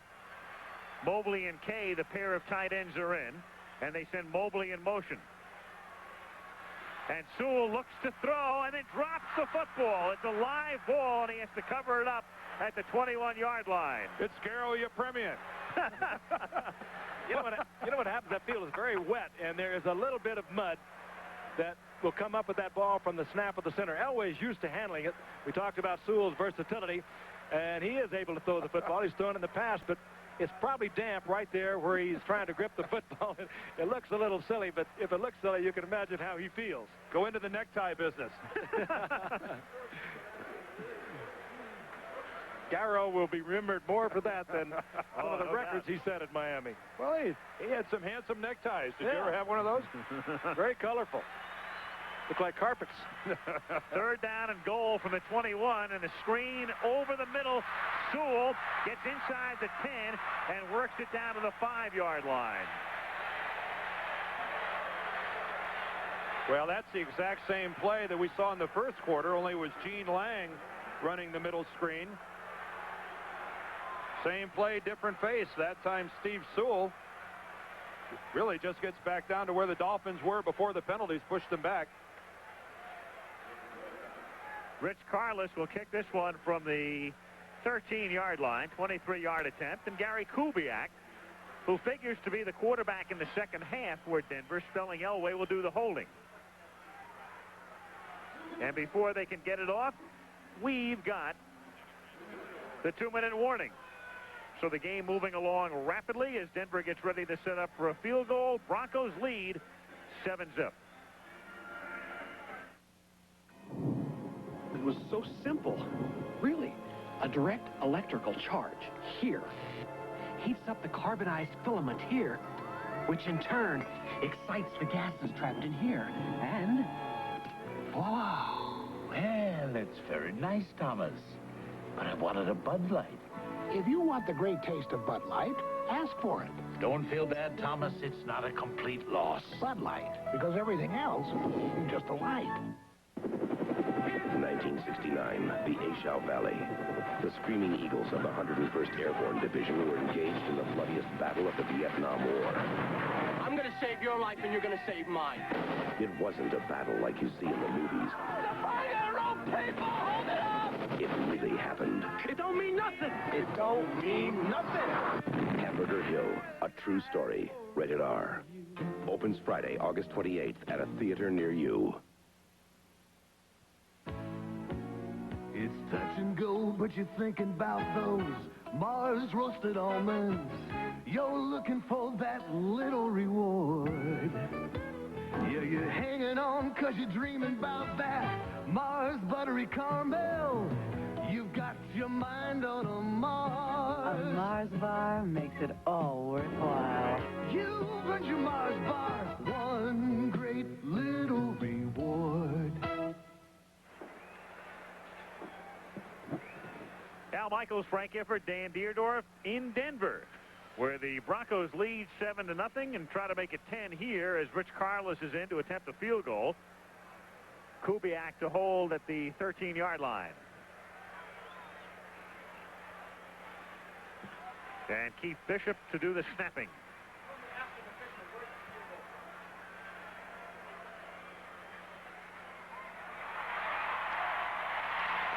And 3 more for the Broncos.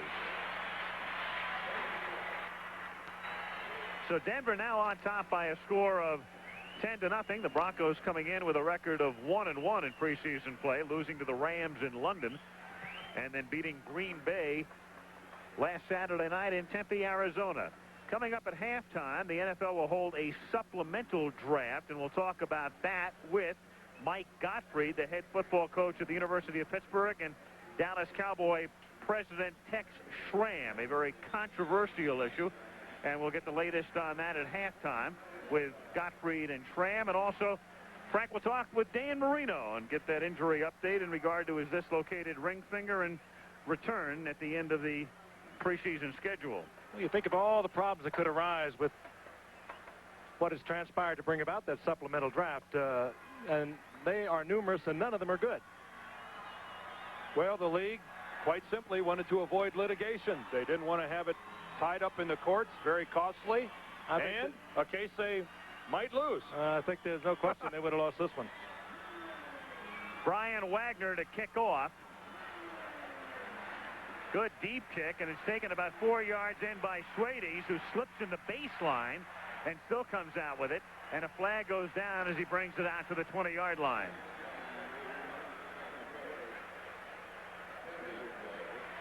Against the Dolphins.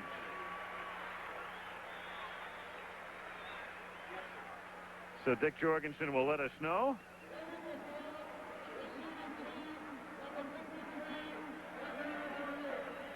David Fry is the man.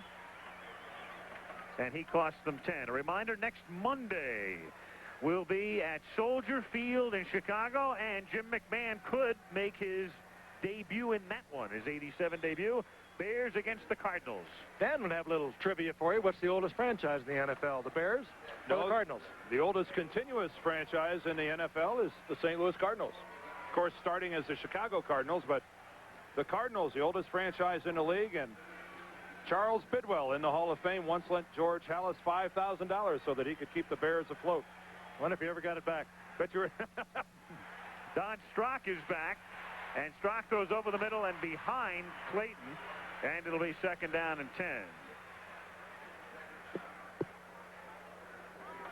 So Strock to wrap up the first half, and then we'll see more of Jaworski in the second half. Remember, they lost Marino last week and also Jim Carsanos, the rookie quarterback, and Jim Jensen saw a good deal of action. I think that's done. Don Shula, he talked about it today. He saw how quickly it could happen. He lost Marino, he lost Carsanos, and all of a sudden he was down to Jensen. The reason Don Strock is back in the ball game is that Don Shula feels that because of the terminology involved, he's much more ably suited to run their 2-minute offense. 2nd and 10. And Duper can't control it. It's picked off, and Denver will have it 1st and goal after the interception by Haynes. Sickly Duper.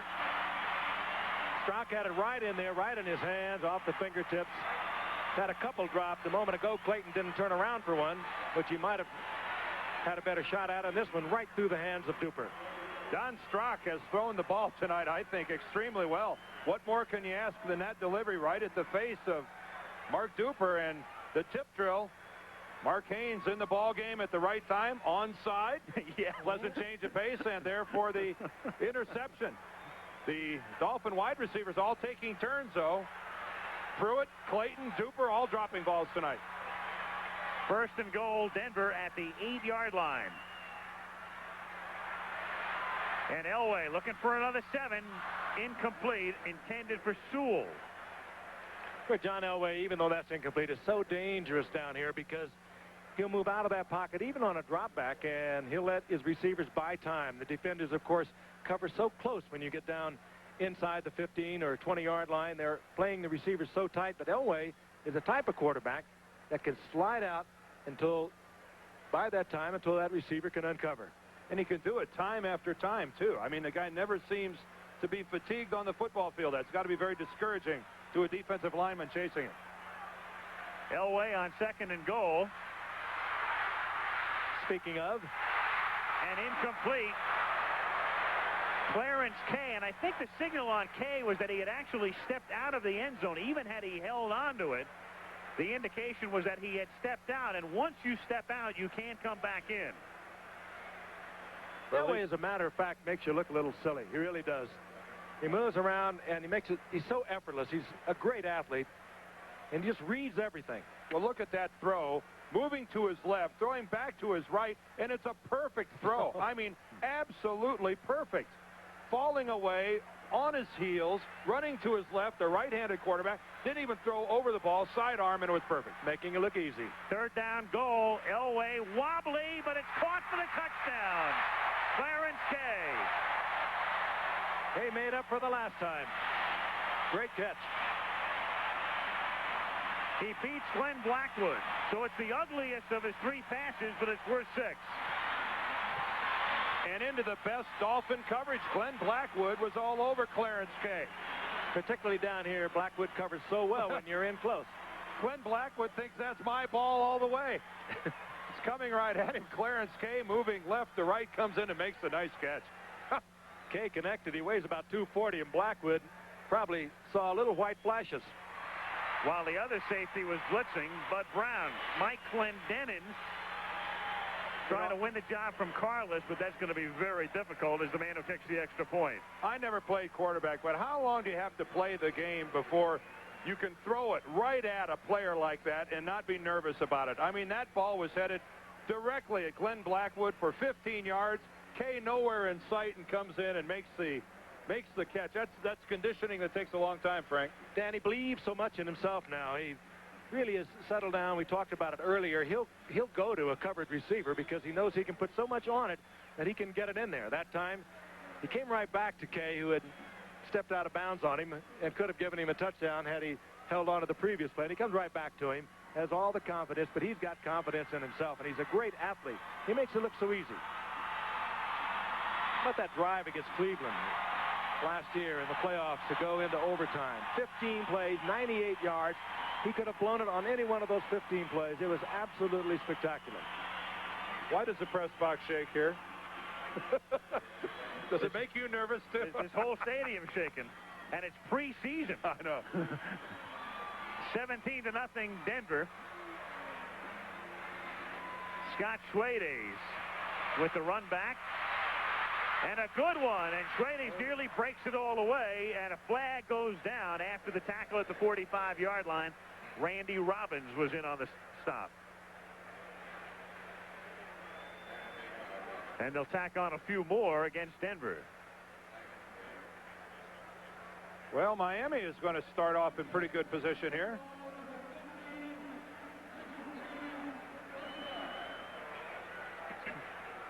Lots of time left, 1 minute and 15 seconds. Schwades is going to be caught from behind by Randy Robbins. But let's see, where's the face mask?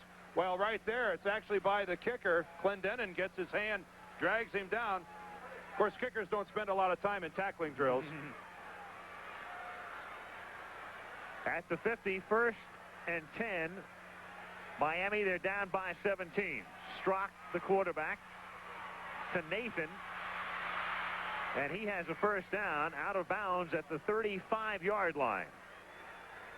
Even though we talked about Hampton kind of moving in on Nathan last year, and he looks to be the man who will be in there most of the time this year, over the years, Nathan has been spectacular. That's average per carry, and it's right up with some of the great names, some of the Hall of Famers. And more than that, coming out of the backfield, he's a truly fine receiver.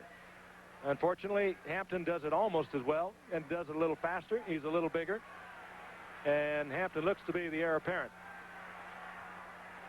1st and 10 at the 35-yard line. Handoff inside Nathan.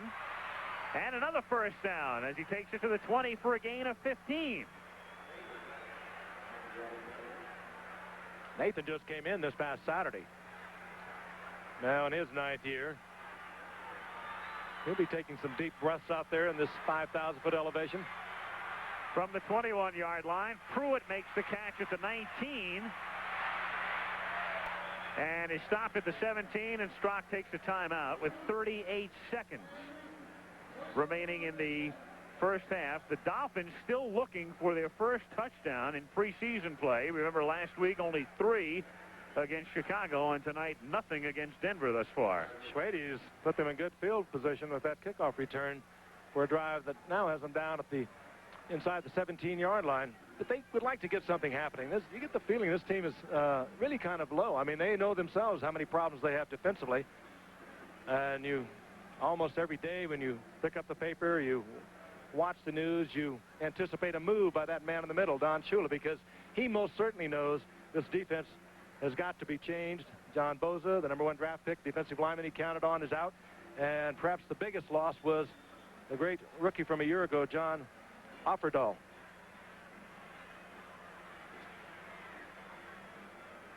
Hard to imagine only one losing season in 24 years.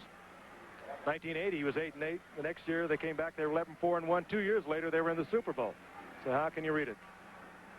His only losing season was 1976, 14-game schedule. They were 6-8. 2nd and 5, ball at the 16. 38 seconds to the half. Strock lofting it, tipped and intercepted again. Tony Lilly. Randy Robbins was the man who tipped it. That ball appeared to just float out of Don Strock's hand. Don Strock has thrown the ball extremely well so far here in the first half, but that ball appears almost just to float out of his hand. That ball is just a getaway. That thing just clearly overthrown by about 6 feet to begin with. The only bad pass Don Strock has thrown all day. Tony Lilly with the interception. So the Broncos on top by 17 with 31 seconds, and they'll be content to run out the clock here in the first half as John Elway goes down to one knee, and we're going to see Kubiak, the backup to Elway, in the second half. I guess Strock, being the avid golfer, could say he had too much club on that one. Yeah, right. Changed his grip a little bit. Flew the trap. Kubiak could put some fireworks up there for you, too. He's had some great preseason games over the years, came up the same year as Elway, so he could cause a little fireworks here for the Broncos in the second half. And so before a sellout crowd, and they've sold out this place for 18 years now, the Denver Broncos leave the field with a 17-0 advantage, and we'll return to Mile High Stadium after this message from the National Football League and a word from your local station. Right hand, and repeat after me. These are new citizens to the United States making the first Pledge of Allegiance. I know how they feel. Not long ago, I was one of them. I stood here and became an American. I'm Ford Reyes, originally from Colombia, South America, but now an American citizen and kicker for the NFL's Miami Dolphins. And this is my wife, Gail. This is a wonderful day as they start their new lives and enjoy the freedom that this great country extends to all of us. Wilma Nichols has found daycare service for her daughter, Sarah, and volunteers to work with other mothers to care for children in a United Way child care agency. Raul Soto takes English classes at this Cuban Community Center. Vicki Legacy is a new citizen, and she's learning job skills at this Urban League Word Processing Training Center. These new Americans are also new United Way volunteers and contributors. The United Way, it brings out the best in all of us. This message furnished by the National Football League. Friday. I wonder where this wire goes. What's that head doing here? Hello. He's shoulders above the rest. What a team. Max Headroom.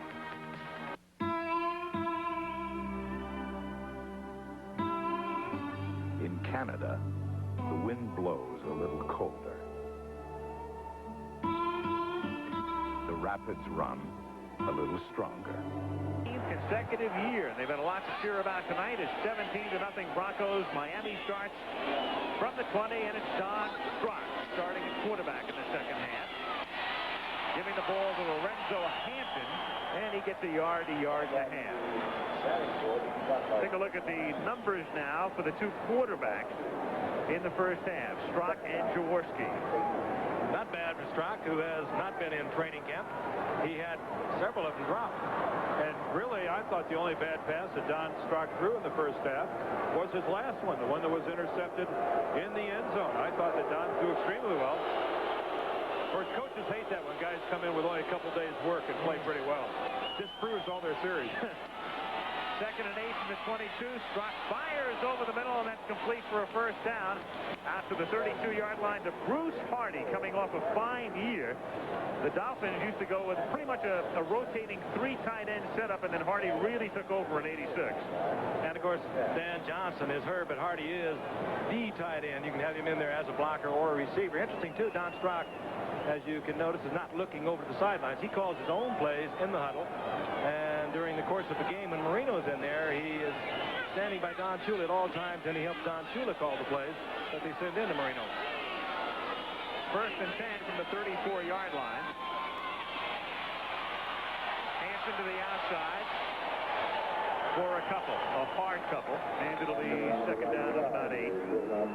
Just to follow up on what we talked about at halftime in regard to the supplemental draft on Sports Night following Nightline tonight, Don Canham, who is the athletic director, the longtime AD at the University of Michigan and a powerful force in collegiate athletics, and George Young, the general manager of the Super Bowl champion New York Giants, will be on hand to discuss that very subject with Al Trautwig.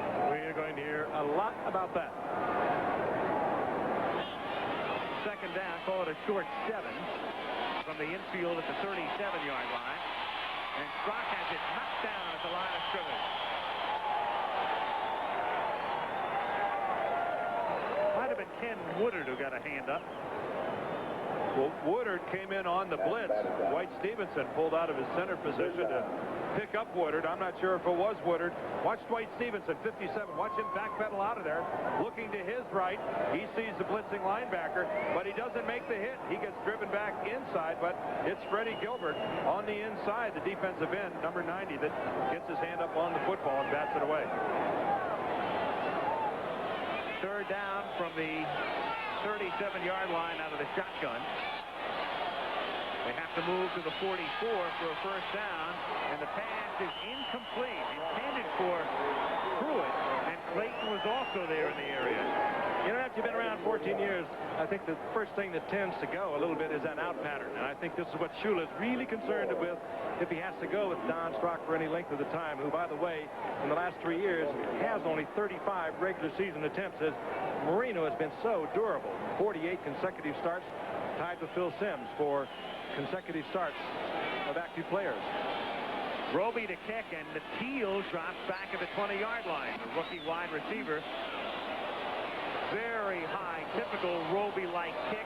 Fair catch called for and made by the Teal at the 16-yard line. 46-yard punt. Broncos take over for the first time in the second half. Denver 17, Miami nothing.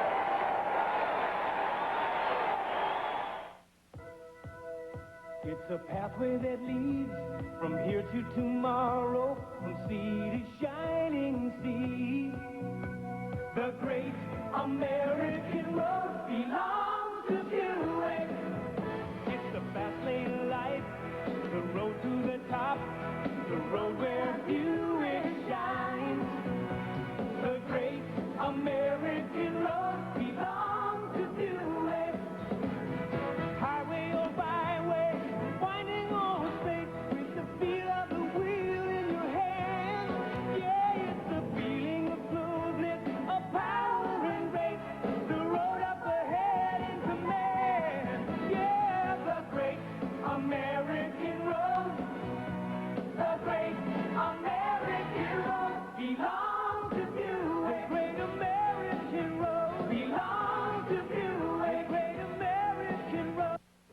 Hi there. You looking for Mr. Wright? Give this guy a light. Wow. And Bud Light here. Ask for Bud Light, the light beer with the first name and taste. Because everything else is just a light. Thanks. Keep the change. 3 out of 4 Indy drivers prepare their engines with a special high-performance oil treatment. Its name, STP. STP is the racer's edge. Gary Kubiak certainly knows his lot in life. When you're playing behind Elway, you either come in relief or you come in when a big man gets injured, and he's accepted that role. He's in his 5th year, is Gary. Elway with a nice first half. Working on a nice new contract as well. Oh, yes. $2 million per? $12 million over a 6-year span. First down, Kubiak from the 17, and he starts with a little screen to Sewell over the middle, and he slips down at the 20-yard line after a gain of 3. It'll be 2nd and 7 for Denver. Now that is the 3rd or the 4th time that we've seen the middle screen. But look at the difference in the way Gary Kubiak set it up and the way John Elway set it up. John was much more dramatic, took off with the football a little bit, much deeper on his drop. Gary Kubiak just took 2 or 3 steps, dropped it off to Sewell, and he didn't have much of a chance. 2nd down, 7. Mobley is sent in motion from the 20. Pitch it to Wilhite. Up to the 23. And it'll be 3rd down and a long 3. Take a look at Denver in the first half. A sputtering start, 3 punts, but then 17 points in the 2nd quarter. Kubiak differs from Elway in a lot of ways. He's had some great preseasons, I might add, and some good numbers, but he is not the threat. He is a good athlete. He can move around, but he's not the John Elway. He's the kind of player that can come off the bench, however, and preserve things for you while maybe John Elway collects his breath. Shotgun on 3rd and 3. Inside, gives to Lang for a first down and a lot more. 40, one man to beat, and Lang is out in front. Lang inside the 20, 10, touchdown Lang.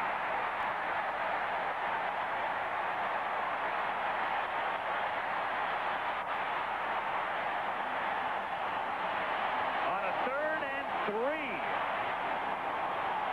Great block over the right side. He just popped it and showed surprising speed, and it had to please Danny Reeves, who has made the move, elevating Lang into that starting role.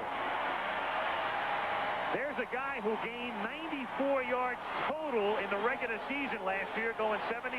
And here's Gene Lang right here out of the shotgun formation. Let's take a look at it. Just the inside handoff. How many times have we seen that tonight? But the Miami defensive line and linebackers were long gone. Where were they? Grimsburg with a terrific block against the blitzing linebacker. Brings Lang. Lang out of LSU. Carlos with the extra point. Left guard, left tackle, pull. Both of them get the blocks. The Miami defenders sucked up to the inside. Gene Lang showing some surprising speed. Keep in mind, he's a fullback. He's gone for 6. Denver's in a runaway. The Energizer. Good times never lasted longer.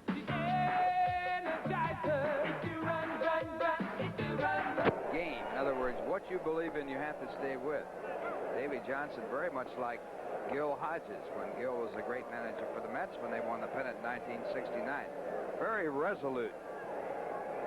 And I think that's one of the strongest traits a manager can have, because it is a strong trait. He makes the move and does not look back. John Shelby, the batter, wanted to bunt. Oh, there's no way he can bunt in this. I don't think so They got to tie either. the game up. He's got 17 home runs, second to Pedro Guerrero. And if he bunts, he's on. But that doesn't. You still got to get around. You leave it up to somebody else that way.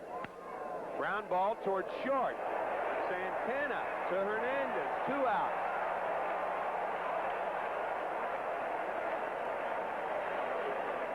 The only other game that was a 1-0 game that I can think of that the Mets were involved in was the game in San Diego where they lost 1-0.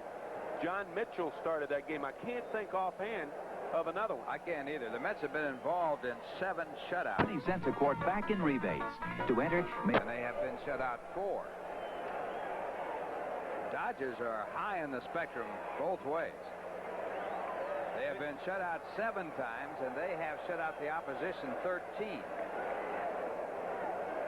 Lead the National League in complete games, but they're trailing in this game with 2 out in the 9th. Preseason special next week on ABC Sports. There he is, Gene Lang, 4th year out of LSU. Mickey is grounded to second twice and struck out. And the rookie from Syracuse takes it back to the 18-yard line. 11:39 to go in the 3rd quarter, and it's been a pretty feet.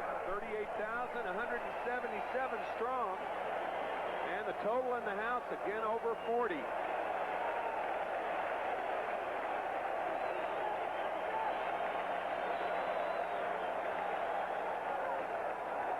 Just low, 1 and 2 to Hatcher. Dodgers with 4 hits. The Mets from the 17-yard line. Brock looking to his left and has it tipped. Incomplete. 2nd down. Good coverage by the Broncos. And when he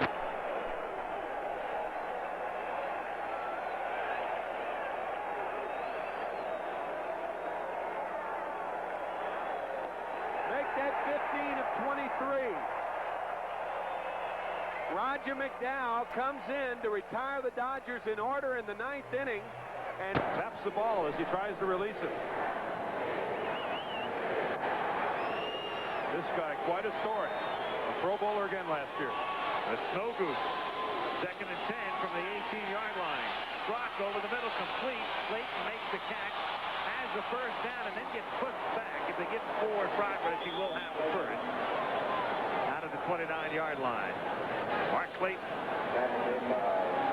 Not a banner evening for Mark Haynes, the cornerback.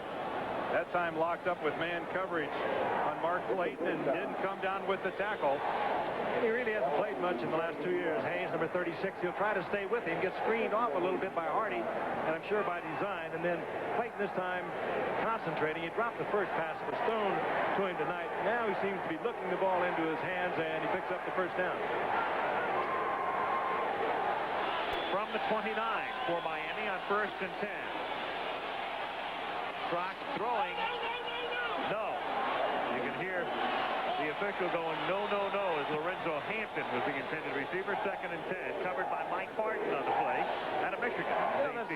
Typical, though, Dan, of the Denver defense. They always have 2, 3, or 4 defenders around, whether they're linebackers or defensive backs. Well, they're one of the best conditioned teams in football. Dan Reeves, ever since he got here in Denver, has had one of the most well-attended of the off-season programs, a very enthusiastic group. And these guys are in shape. And teams that are in shape are the teams that get 3 and 4 guys to the ball carrier or the receiver. 2nd and 10 from the 29. Strock to Duper, and he's into Bronco territory and out of bounds at the 49-yard line.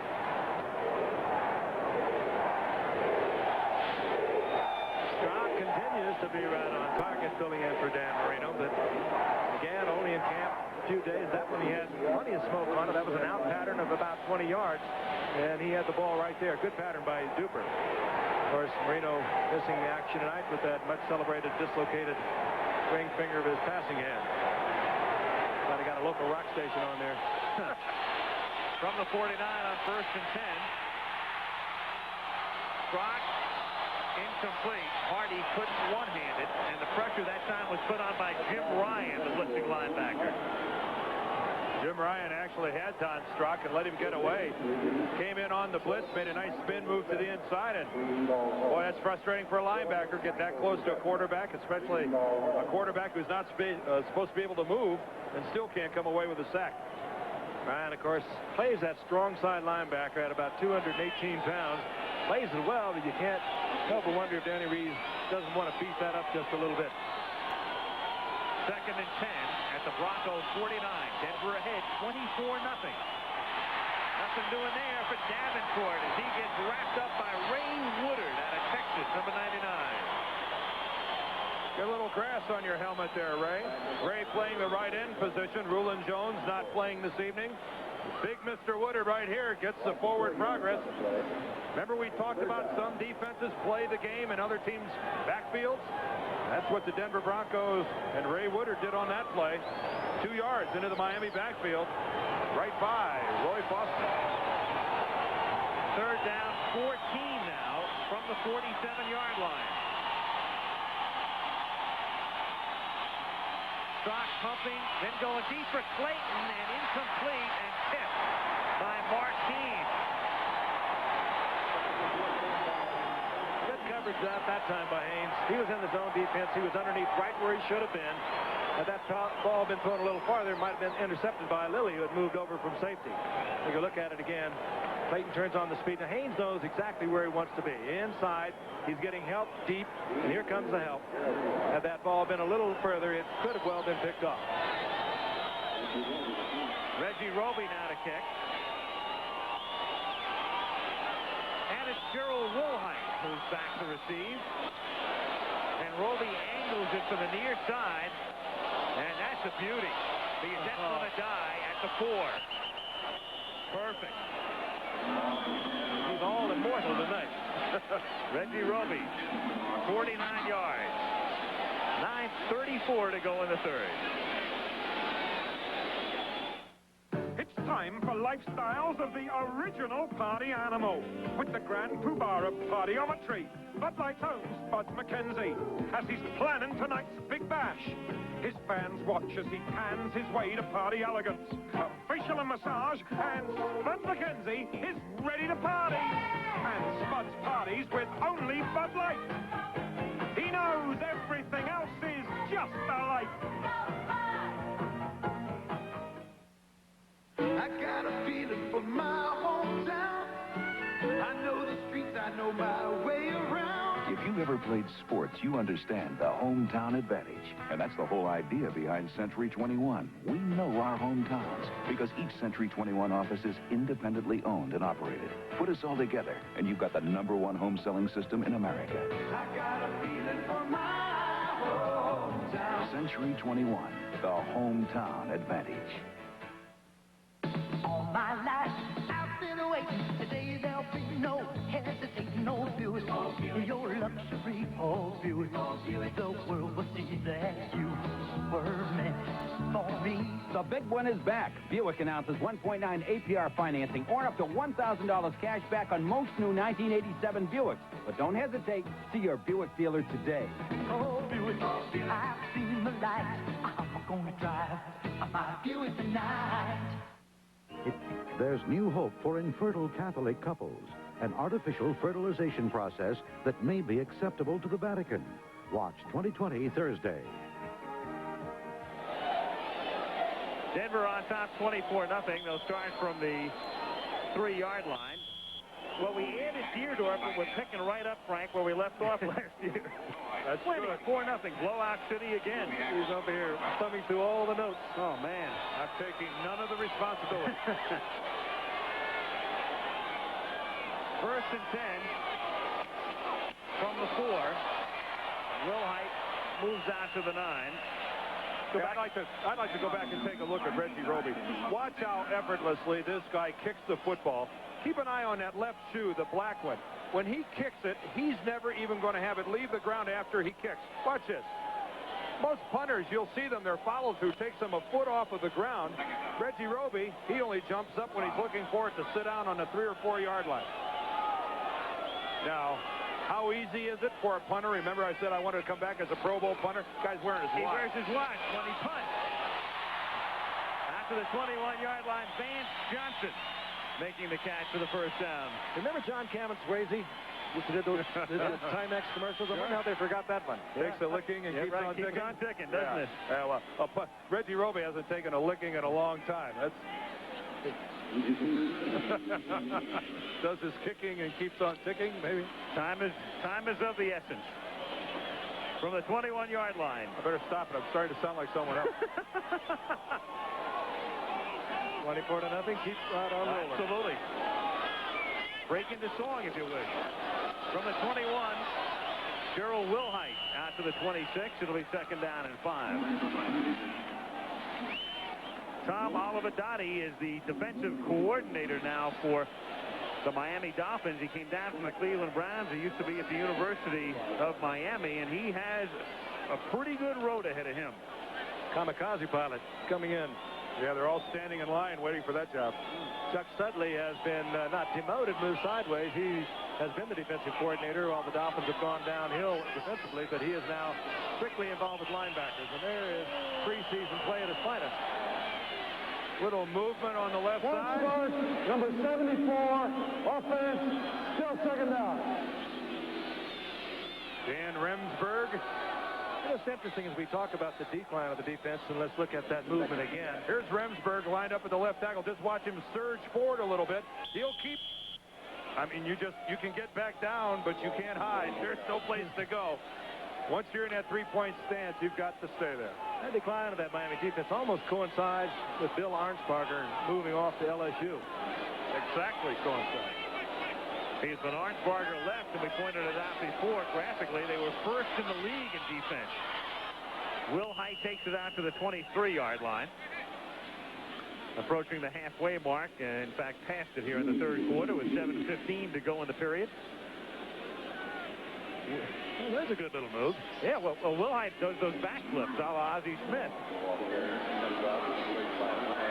I hope Miami doesn't do that to everyone this year. Increase their average by that much. 3rd and 7 from the 24. Kubiak playing here in the second half after Elway went the route in the first half. And again, we've got movement. And no flags, though, because it was Freeman who centered the ball. He was the only one, though. On the center, 5-yard penalty, still third down. A lot of times the center, particularly a young one, when he gets in there, he might anticipate that count by a half a feet. He's got a blocking assignment, and it happens so frequently that, well, he just fudges a little bit. Of course, it nails everyone else along the line of scrimmage. Well, the center can't be offsides. Now, what they called him for there with the illegal snap is in that shotgun formation, the center's on top of the ball. What he did is he slid it about 4 or 5 inches, stopped, and then slid it again. You can't do that. Sometimes, in fact, he moved it a little bit right there, too. 3rd and 11. Kubiak rolling to the short side and throwing complete to Clarence Kay. And Clay loses the football, and it's picked up at the 45-yard line by Lifford Hobley. And Miami has the football. You know, if I didn't know better, Al, I'd say this looks like a preseason game. You know, you got something. Could it be August? Absolutely. Well, this is a designed rollout to the left. Kubiak takes his 3 steps back all the way with his lineman out front and hits Clarence Kay. Up to this point in time, it's a well-run play. Kay trying to get his first down yardage, and there it goes. It's a play obviously designed for Elway as quarterback remains Kubiak, but almost looked like he tried to lateral forward there. 1st and 10, Miami now at the 46. Brock, the 6'5" quarterback, throws complete to the 26-yard line to Mark Duper, making the catch. Dolphins still looking for their first preseason touchdown. And, you know, when you look at Miami's schedule in the regular season, it's tough. They start at New England. Then they go to Indianapolis, and that's the only soft spot in the first 6 weeks. They have their home opener with the Giants. They go to Seattle. They've got Kansas City at home, and then they go to the Jets. So they've got 4 playoff teams plus Seattle, the hottest team at the end of last season. First down to the 26 for Miami. Underthrown, it's 2nd and 10. That's about the second time Strock has been off. You have to almost give him that. He has not worked hardly at all, reporting so late. Signing only last Tuesday. And when you've been around 14 years, you just don't put the smoke on it like you used to. Even though he has been really on the wings, as Marino has started 48 consecutive times. We've heard the old saying, he had a career in 1 year. Well, Dan had Don Strock's career in 1 year. 1 game. 2nd and 10 at the 26-yard line. The 11-yard line for forward progress, and the first down again. It's Mark Cooper making the catch. That time he threw the out, and he had a lot on it. He had great protection in front of him, and he was able to take that follow-through step and really put the arm to it. Well-thrown ball again, and Don Shula is not terribly concerned about this offense. He knows that is going to be, he needs help on the offensive line, but he knows that's going to change dramatically with Dan Marino's return, but on his mind is the defense. At least he was able to keep a sense of humor. We were out at practice yesterday, and he saw Dan walk up. He said, I bet the country can't wait to see this act again after last week's drubbing against Chicago. 1st and 10 from the 12. Strock to Clayton. And he's pushed out of bounds by Kevin Clark. Tough to do against Denver. You string it out. They are such a good pursuing team. They are going to always have 2, 3, or 4 tacklers around the football. The strategy that seldom works, going lateral. At some point in time, he's got to get upfield. Mark Clayton, though, just trying to make something happen. Can't blame him for that. Kevin Clark with his 2nd tackle in a row. Clark's the rookie out of San Jose State. And that's the same school, of course, that produced Louis Wright.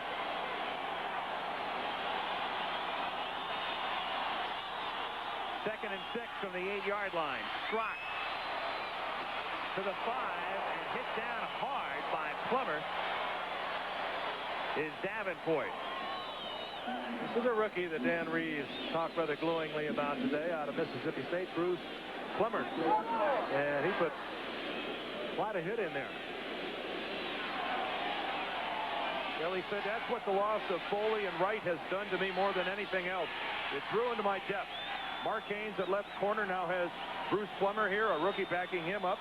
Tony Lilly, free safety, has a rookie in Tyrone Braxton backing him up. When you lose a couple of veteran ball players, that's where it hurts the most, is in the depth. 3rd and 3. The Dolphins have not converted a 3rd down opportunity tonight. Strock has time, deflected again, and nearly intercepted.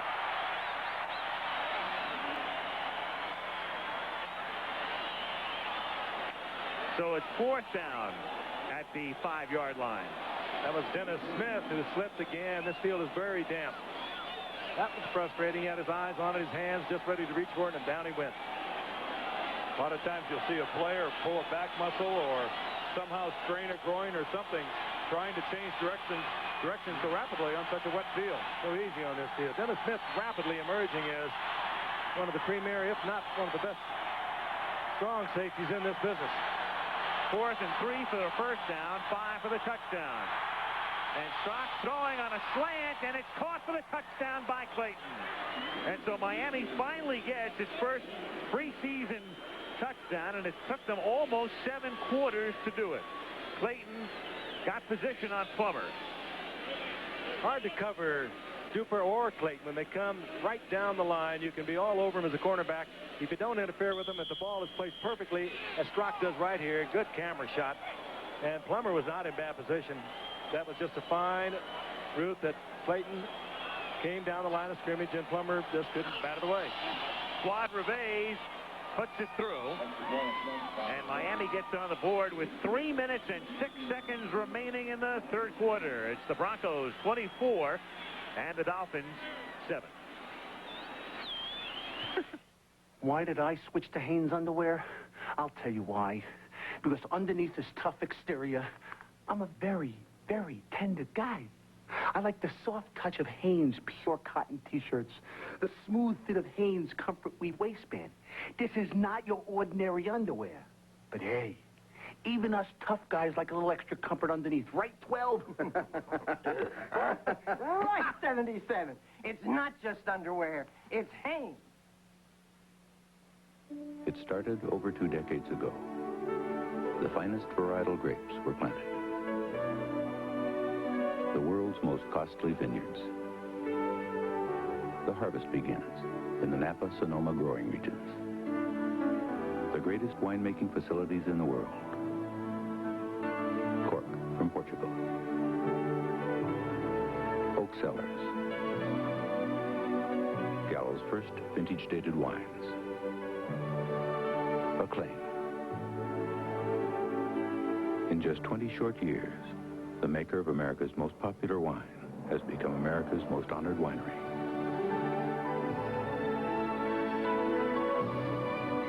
Today's Gallo. All the best a wine can be.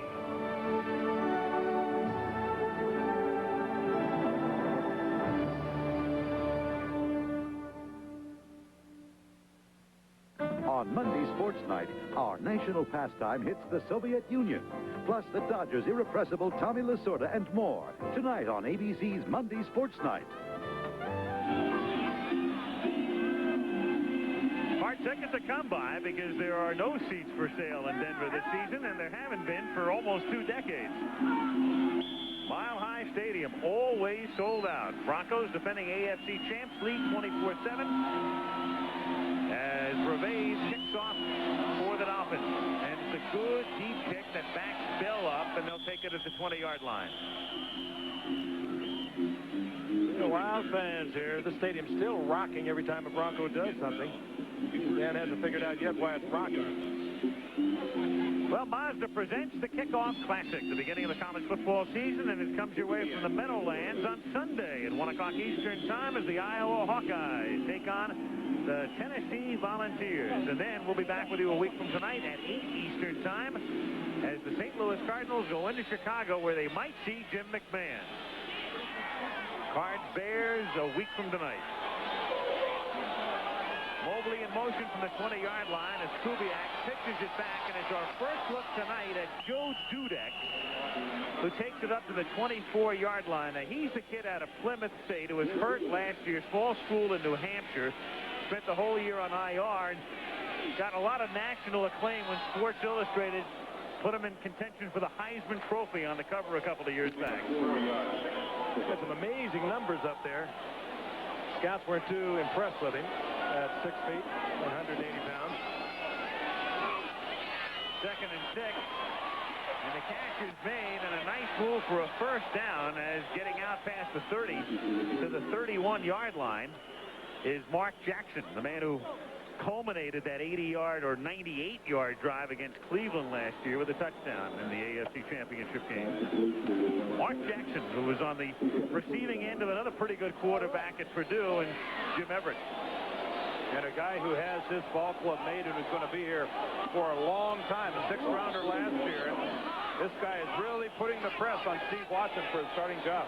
Got a record for rookies for the Broncos on reception. 1st and 10 from the 31-yard line. Kubiak. And there's Jackson again. Out to the 42, so we've seen what he can do, and you know about a healthy Vance Johnson, and then you've got Watson, and we haven't seen much of Natil tonight, but he couldn't have been more impressive than the catch he made on that Elway bomb. And Jackson, a physical clone of both Duper and Clayton, 5'9", mid-170s, and likes to go into the middle. Interesting graphic there. 17 teams to lose the Super Bowl have gone to the playoffs. Meanwhile, there have been a few winners that haven't. That's the note of irony there. Dudek to the 45-yard line. That's a 24-7 graphic if I ever saw one. Right. All right, what's the last team not to go to the playoffs after a Super Bowl loss? You know something we don't. Yeah. The Baltimore Colts. You're right. You knew something he knew. What do you think of that, huh? You cheated. You think I just stumbled in? You think I just dropped off a plane, parachuted in here for what year? No, but I know your key to Kenny Wolf is open. The year would have been 1972, wouldn't it? It was after Super Bowl III, I remember that. 2nd down and 7, and this is Natil on an end around going nowhere. 1969. That was close. In the neighborhood. But, you know, you take a look at some recent Super Bowl winners. The 49ers won the Super Bowl in 81, didn't make the playoffs in 82. And that's the year the playoffs were expanded because of the strike, and they still didn't make it. You know, another good question we'll get into at the start of the 4th quarter is what has happened to the loser of the Super Bowl as far as getting back to the Super Bowl game. Oh, a long time there as well. We'll get into a lot of good questions in the 4th quarter. Stick around after this message about an upcoming show and a word from your local station.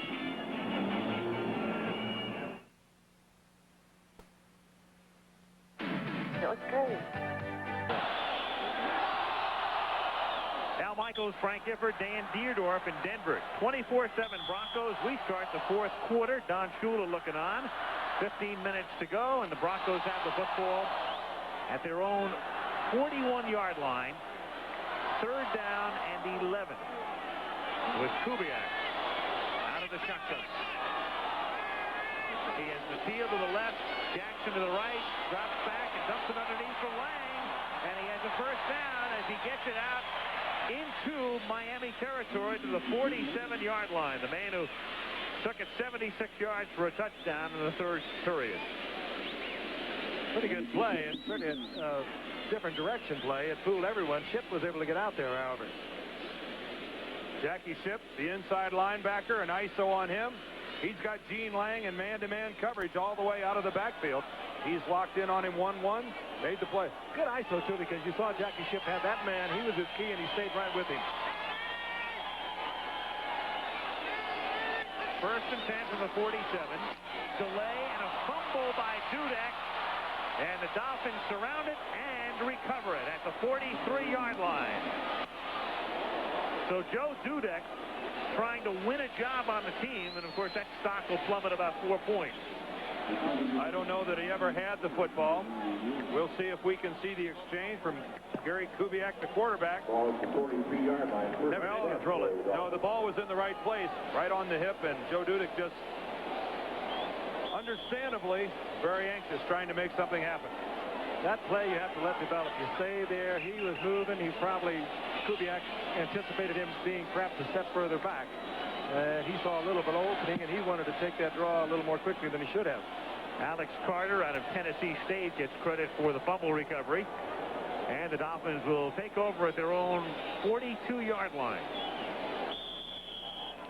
Tough time to have to go sit down after a play like that. There's no doubt going through his mind right now, wondering if that play is going to cost him a job with the Denver Broncos. You work so hard, so many hours in the sun, sweating it out, and it all comes down to one mistake. On the fake reverse end around, it is Clayton. And he has a 1st down as he gets it into Denver territory and is out of bounds at the 47-yard line. Said something so true, Dan. It can cost you a job, just one play. They don't have that long to look at you anymore. They go to 60 players on the 1st of August, and a week before the season starts, if things remain as they are, they go to 45, and we're dealing with about 75 or so players here in either team tonight. There will be a lot of these players will be home watching this season. It hurts. The coaches clearly would like to see it a 49-man roster. We won't know the answer to that, though, for a couple of weeks. With Pruitt in motion on 1st down, it's Hansen coming to the left side. And Lorenzo turns it into a nice little gain as he takes it to the 35-yard line, and he has a 1st down. You know, you think about it, if they were to go to 49, that would mean jobs for another 112 players. Stop and think about it. Something the Players Association is looking at as one of their priorities. It's their job to put players in work. Of course, the owner is looking at it from the other side. 350,000 average or so a player. Some of them mean higher. Well, not for that 112. No, you're right. But they'll tell you that. 1st and 10, dropped from the 36-yard line, and it's over the middle to his tight end, Bruce Hardy. And he picks up 5 or 6 yards. You realize if Miami could score on this drive, a touchdown and a field goal would send us into overtime. Oh, yeah? I think they just passed out in the truck. You know, we don't do overtimes on Monday night. We can continue with your Super Bowl history. Well, they played one last night, didn't they? New England and Philadelphia went to overtime. I just thought I'd point it out. Oh, yeah, thanks. 2nd and 5 from the 31, and on a slant, it's Duper, and he breaks the tackle, and Duper inside the 10. Who knows? We may be going or headed for an overtime as he's in for the score. That was great protection for Stock. That's the first time this Dolphin offensive line has picked up everybody neatly and precisely like they should. It's just like it was drawn on the board. You'll see it on a replay. They were coming with the blitz. Everybody stepped up and picked up just as they should. Don Strock drops, pumps one time, and it's just a very simple slant to the inside. Kevin Clark way off the coverage of Duper, and then adds insult to injury by not even being able to follow through with the tackle. And Mark Duper, fine effort, gets it into the end zone. Earlier, Clark had consecutive hard hits in the first half. But he can't make the tackle here. The extra point is good. And the Dolphins are back in it. We have 12:32 left in the fourth. Denver by 10. There's the Subaru. Dolphins back in it. Mark Duper breaking a tackle, going in from 30. It's 24-14 with 12.5 minutes to go in the fourth. Quadrebe to kick off. Miami converting the last 2 Denver turnovers into touchdowns. This is Kenny Bell. He gets taken down at the 23-yard line. Let's look at the touchdown and the coordination between receiver and quarterback. Both inside linebackers are going to come with the blitz. Duper's going to make his quick adjustment. Strock's going to get him the ball. Let's take a look at it. Watch both those inside pluggers come on the blitz. Strock reads it, shortens his drop. Duper breaks off his route. Clark knocked off by Plummer there. And Duper stays on his feet, gets a block from Clayton, and gets into the end zone. But it all starts off the coordination between quarterback and wide receiver reading the blitz.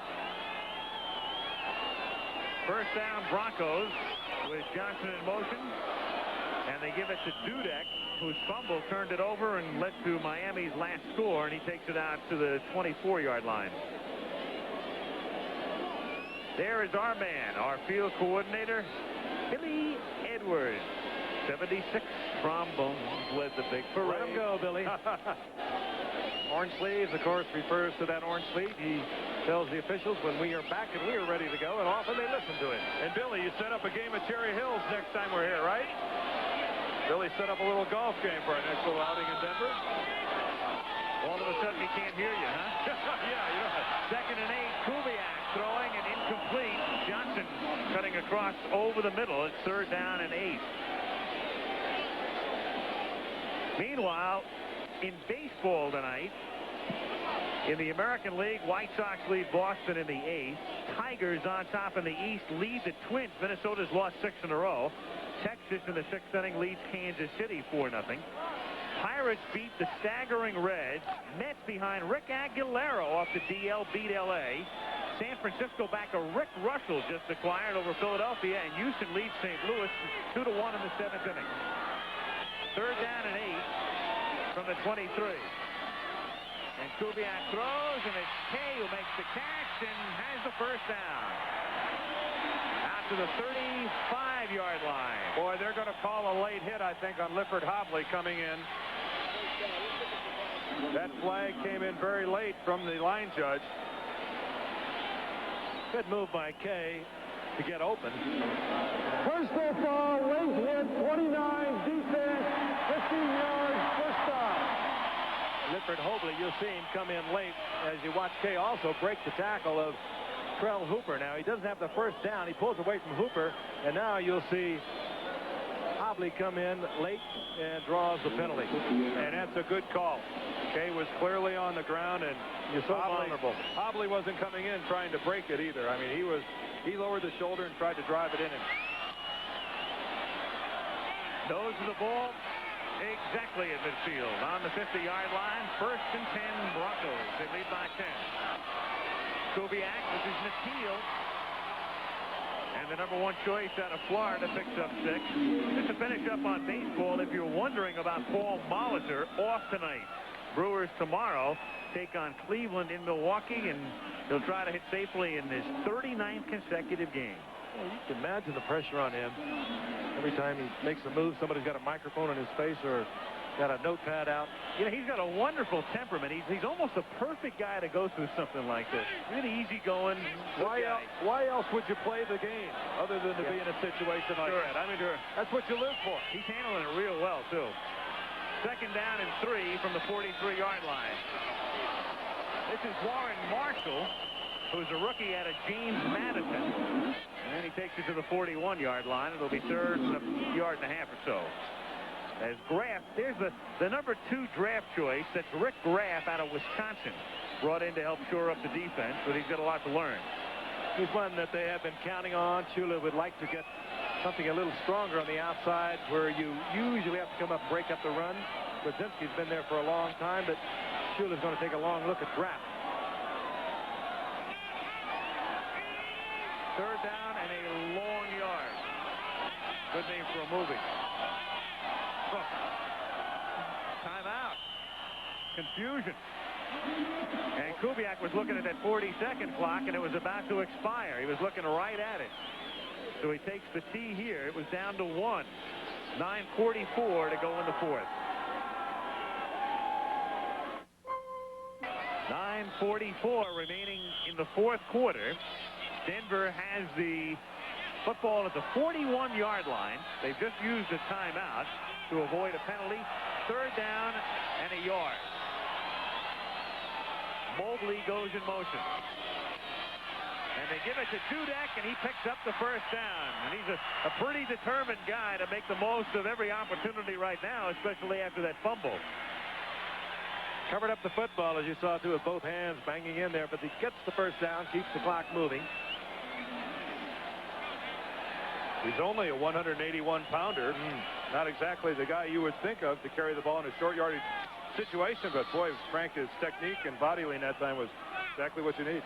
Hang up the numbers he did, even at Plymouth State, you'd have to have great athletic skills. Just a question, he's not terribly fast. And, of course, as you mentioned, not very big. 79 touchdowns in his college career at Plymouth State in New Hampshire. This is Warren Marshall, who also played at a small school, more noted for basketball, James Madison. Mark Brown in on the tackle.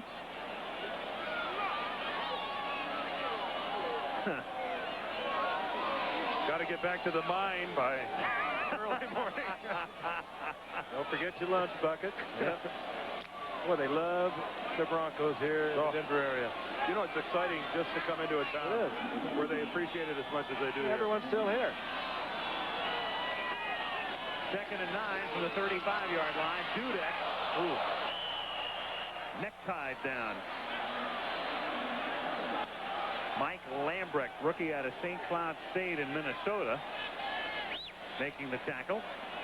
Next Monday, more preseason action, and we'll find out about Jim McMahon perhaps next Monday. He could play in that one against the St. Louis Cardinals. Will be at Soldier Field, 8 Eastern. And then, of course, our regular season debut, and we'll start with an 8:30 Eastern time pregame show. Monday Night Football. What better matchup could you possibly have on the 14th of September than the Giants and the Bears? That's one is colossal. Third and 11.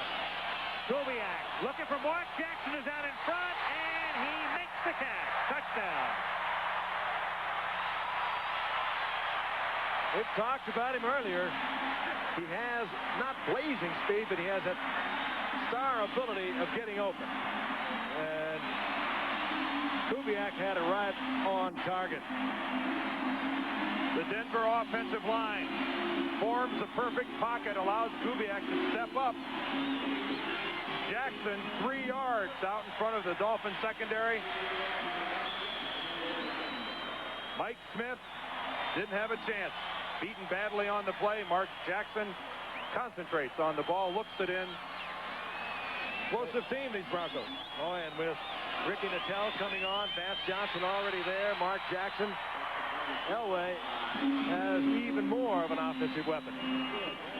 Glendening with the extra point, and there goes Deerdorf's overtime. Denver on top by 17. Shucks. About 7.5 minutes to go in the fourth quarter. The Denver Broncos, who led 17-0 back of John Elway in the first half, lead by 17 again. 31-14. Kubiak has done the quarterbacking in the third and fourth quarter, and it's Mike Glendening, who is the kicker behind Rich Carlin, who kicks off, kicks a spiral down to the goal line, and it's Troy Stratford downing it in the end zone. And the Dolphins come back now at the 20-yard line, and it appears Jaworski will come back into the game as you look at the numbers on Denver's last march. As we talked earlier, depending upon what happens with the Miami Dolphins, Ron Jaworski is definitely a contender to perhaps be that other quarterback behind a very durable Dan Marino. Both of them 14-year veterans, Don Sprock and Ron Jaworski. Jaworski having played throughout his career while Don Sprock was strictly backup. It'll be interesting to watch this develop over the next 2 weeks of preseason. Jaworski to throw on first down, and it's caught out of the 24-yard line by Troy Stratford. Jaworski, we mentioned before, Jaworski going in the same draft as Don Strock. Jaworski was drafted in the second round, and yet there's the disparity as Jaworski has spent most of his career, obviously, as a starter and Strock as a backup. He's down to about a 6 handicap, though, Al. Yeah, how about career birdies? Let's put that graphic. Let's get our priorities here. 2nd and 6 from the 24 as Pruitt makes the catch and gets it out to the 38-yard line. First down. Dan, you just spun Steve Hurt's head around down there. He's looking for it. Career birdies. He'll have it. If anyone can find it, he can find it. We'll compare it to John Brody's. Right. James Pruitt, all the talent in the world. Inconsistency, his problem. We saw him drop a ball early in the ball game. Actually too big to play wide receiver for Miami. He's over 6 feet tall. Dan Marino will be throwing the ball on his knees. Jaworski from the 38-yard line. Going for Pruitt, makes the catch, and Pruitt stays inbounds, gets inside the 15, the 10, and tackled at the 4-yard line. And the sideline is almost rubbed out. The officials following the play had to take a real close look, but Pruitt was able to stay inbound, and it's 1st and goal. He was right on it. Take a look first at the protection, Dan. Very good. Solid read by Jaworski. Solid because you can see him pull off. Pruitt was his second choice, and Pruitt beyond the Denver defense stays inbounds. We couldn't see it right there. You saw him throw out his left leg, but Frank, your point was well made. The official was in perfect position. And you saw the athletic ability that we were talking about a moment ago of James Pruitt. He wanted out of the ball game, and Shula wouldn't let him. 1st and goal. Jaworski gets bumped, throws, tipped, incomplete. Haynes was there. That's what Shula wanted to see. He wanted to see Pruitt come down that almost a characteristic play that they call down here when they take their wide receivers and run them down on the slants. Now look at Pruitt. Again, he has great athletic talent. He spots and looks for that sideline, keeps it in bounds. Now he breaks it back against the grain, just like a good running back after he catches the ball. Boy, he flirted with it. He took 7 or 8 steps, no more than 2 or 3 inches away from the sideline. And that man, as Bill Stern used to say, that back judge was Pete List, number 21. And he was right where he was supposed to be. Brownie points from the league office. Exactly where he should have been.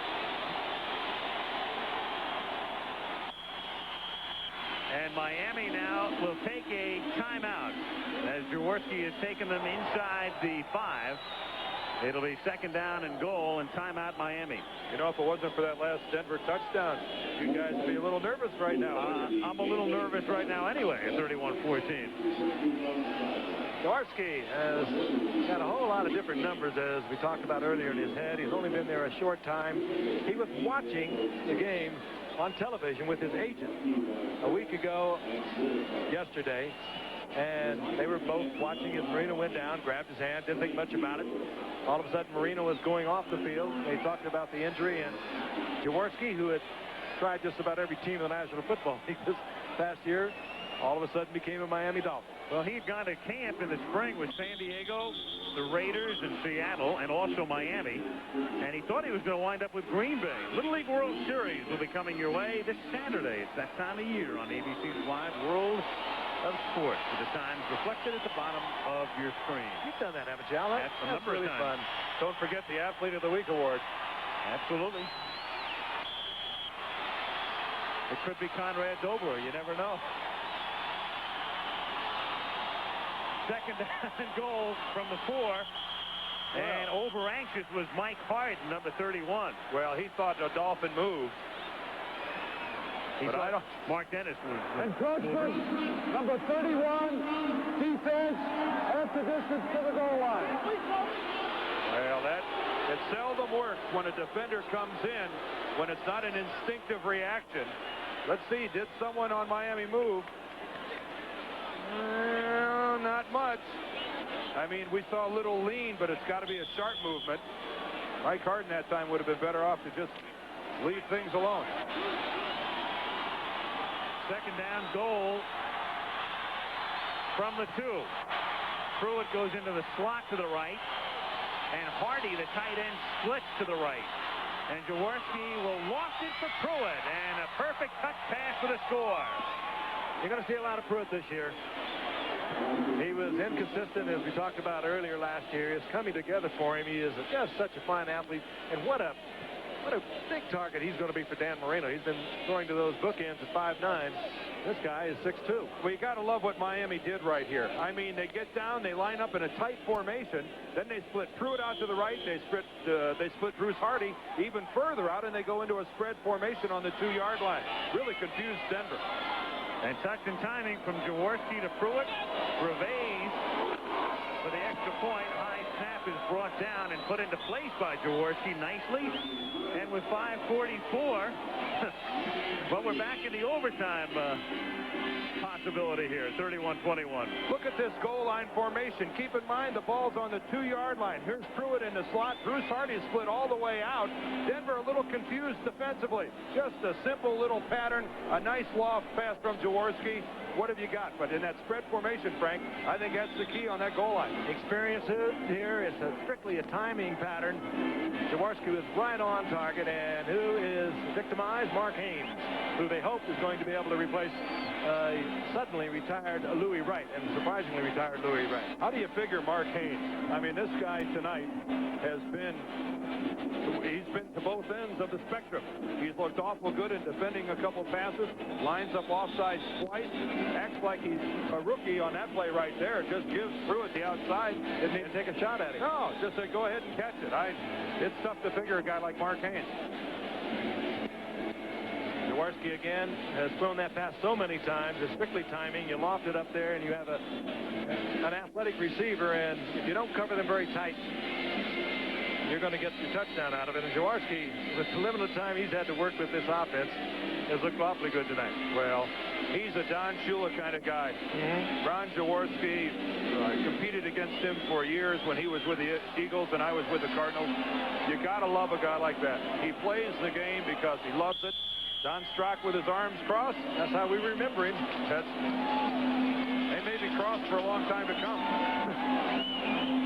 Gervais to kick off. This is Gene Lang back to take it at the goal line. And after a bit of hesitation, comes out to the 17. He just remembered he went 76 yards for a touchdown. So the Broncos with 5 minutes and 34 seconds remaining in the fourth quarter. After a 5-play, 80-yard drive, Jaworski at the helm.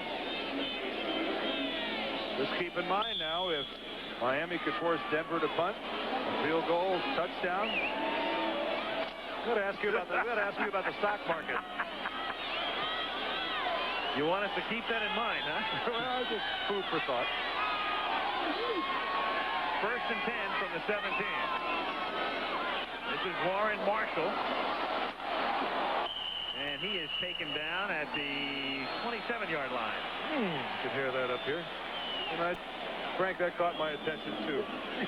We get a little removed from it up here. Every now and then a hit like that kind of brings it back into perspective. You have no idea how your head rattles around in a plastic helmet. It's like a nut in a shell. Mine didn't roll around too much. I barely could get my head in the helmet. They put one of those big strips down the middle for yours, vulcanize it. No margin for error in there.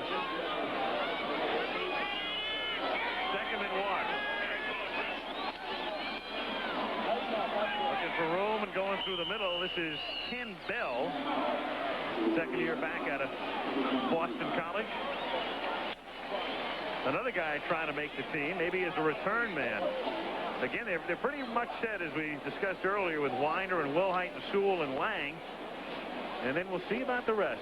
The Dudeks and the Bells and the kids like Warren Marshall trying to make an impression tonight.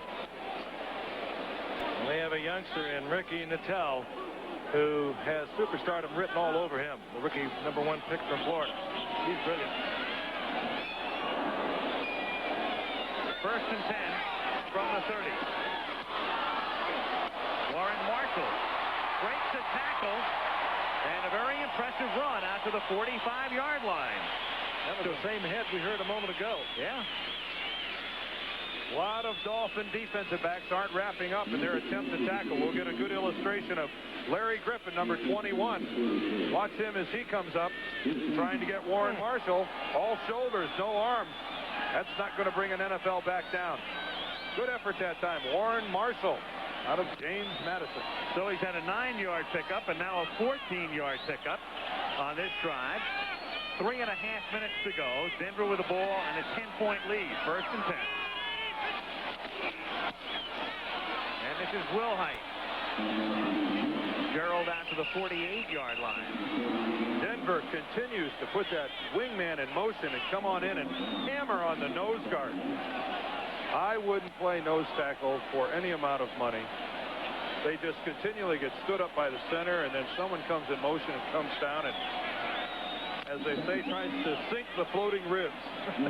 Right caught in the whirlpool in there. It's amazing what happens to you.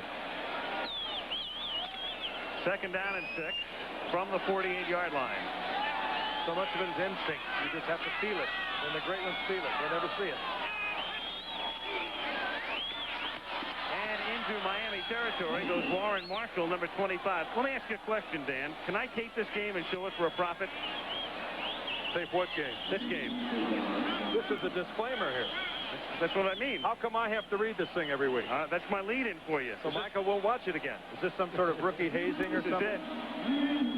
This telecast is presented by the authority of the National Football League. It is intended for the private use of our audience. Any rebroadcast or other use of this telecast without the express written consent of the National Football League is strictly prohibited. That was very professional. We've struggled over that thing for about 17 years now. Very thrillingly done. Luckily, it was in crayon. Andy Reeves, the old running back for the Dallas Cowboys, he could do so much. Came up as a free agent out of South Carolina as a quarterback. Hung around, was a player coach for Tom Landry for some time. Learned it well, came to Denver 7 years ago, and has gradually just developed Danny Reeves type of football. Much of it predicated around that man right to his right, John Elway. He lets John Elway do what he wants to, has designed his offense to fit John Elway. That last timeout, by the way, was taken by Miami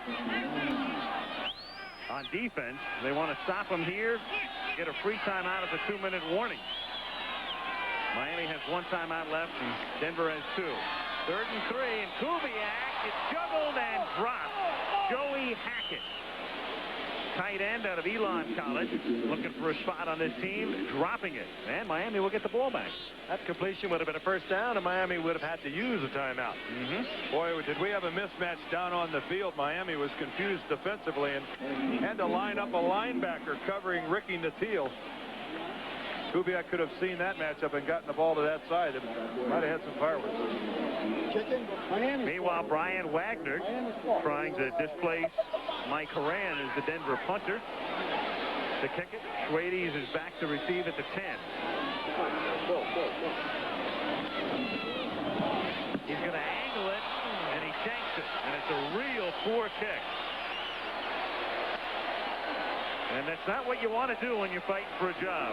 That's the last thing you want to do. Well, and you can see the frustration on Brian Wagner. That one can get you a ticket home. 8-yard punt. Not a whole lot of tolerance. Got to get your coach ticket home. Not a whole lot of tolerance for kickers. That kick might not even get him a ticket home. Might just leave him. Not even out of town. Didn't Lou Saban one time cut a player right on the sideline? I keep hearing rumors that Lou Saban, when he was coaching the Buffalo Bills, put the axe to a player right on the sideline right before halftime, sent him up there with an equipment man, and told the equipment man to make sure he was out of the locker room by the time the team got up there for halftime, because he didn't want the guys to have to look at him. Hard man. What did he really think of him? Jaworski has it tipped from the 40, and it's incomplete. It'll be 2nd down and 10 with 2:12 remaining in the 4th. Again, Miami has 1 timeout and a free one coming up at the 2-minute warning, which is 12 playing seconds away. Of course, if that would happen today, Dan, you just file a grievance. That's true. And win about $500,000, right?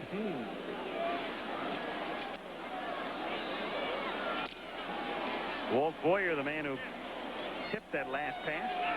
Multiple numbers here tonight. We flashed up Jim Juriga. He's also 66, but he's an offensive tackle.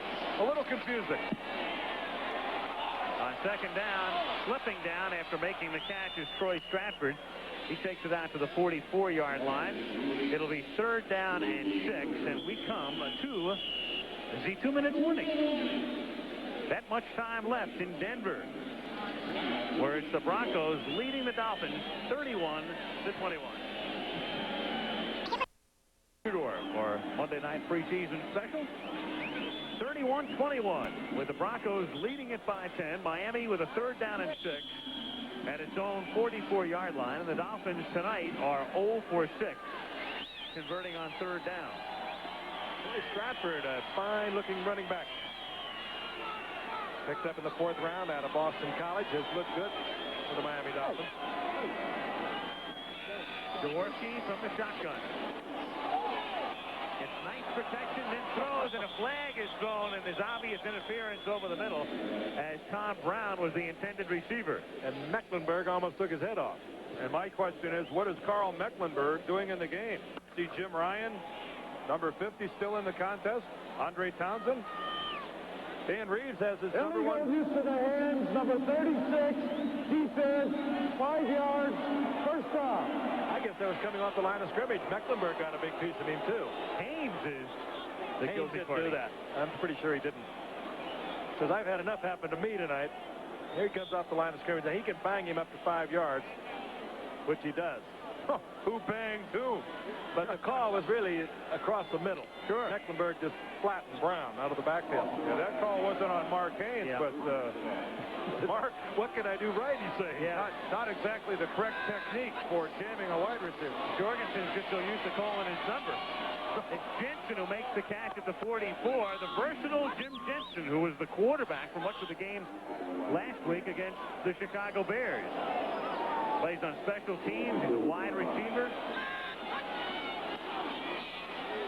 Jaworski on 2nd and 4. And that's complete to the 33-yard line as Troy Stratford makes the catch, and we're down to 128.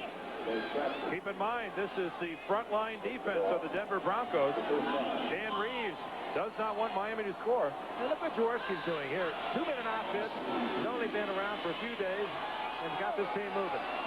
And the pass thrown into a lot of traffic is incomplete. James Pruitt, the intended receiver. Steve Wilson and Mike Harden covering on the play, and a flag.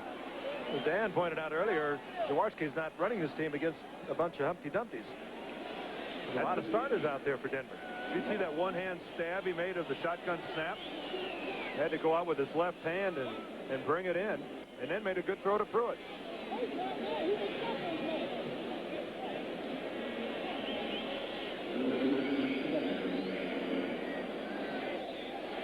Illegal formation. Number 11, a receiver, was covered by another wide receiver on the line of scrimmage. 5 yards, still first down.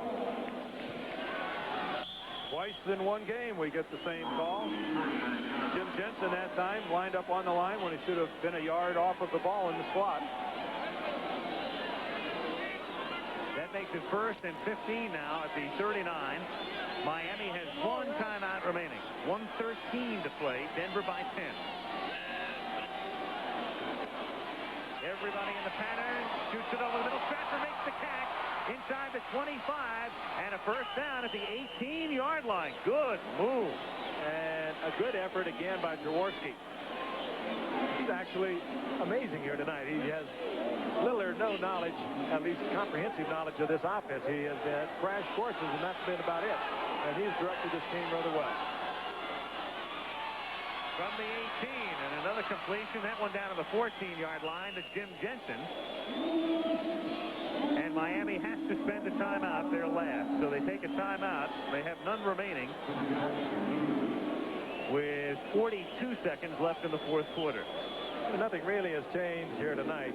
Certainly nothing resolved. Don Shula, one of the brilliant coaches in this game, knows he's going to have to improve that defense, and nothing is going to change. He does not have the people now to do it, particularly with the injury that has taken John Offerdahl out for, what do they say, 10 weeks? 10 weeks. John Boza, the holdout, counted so heavily upon them.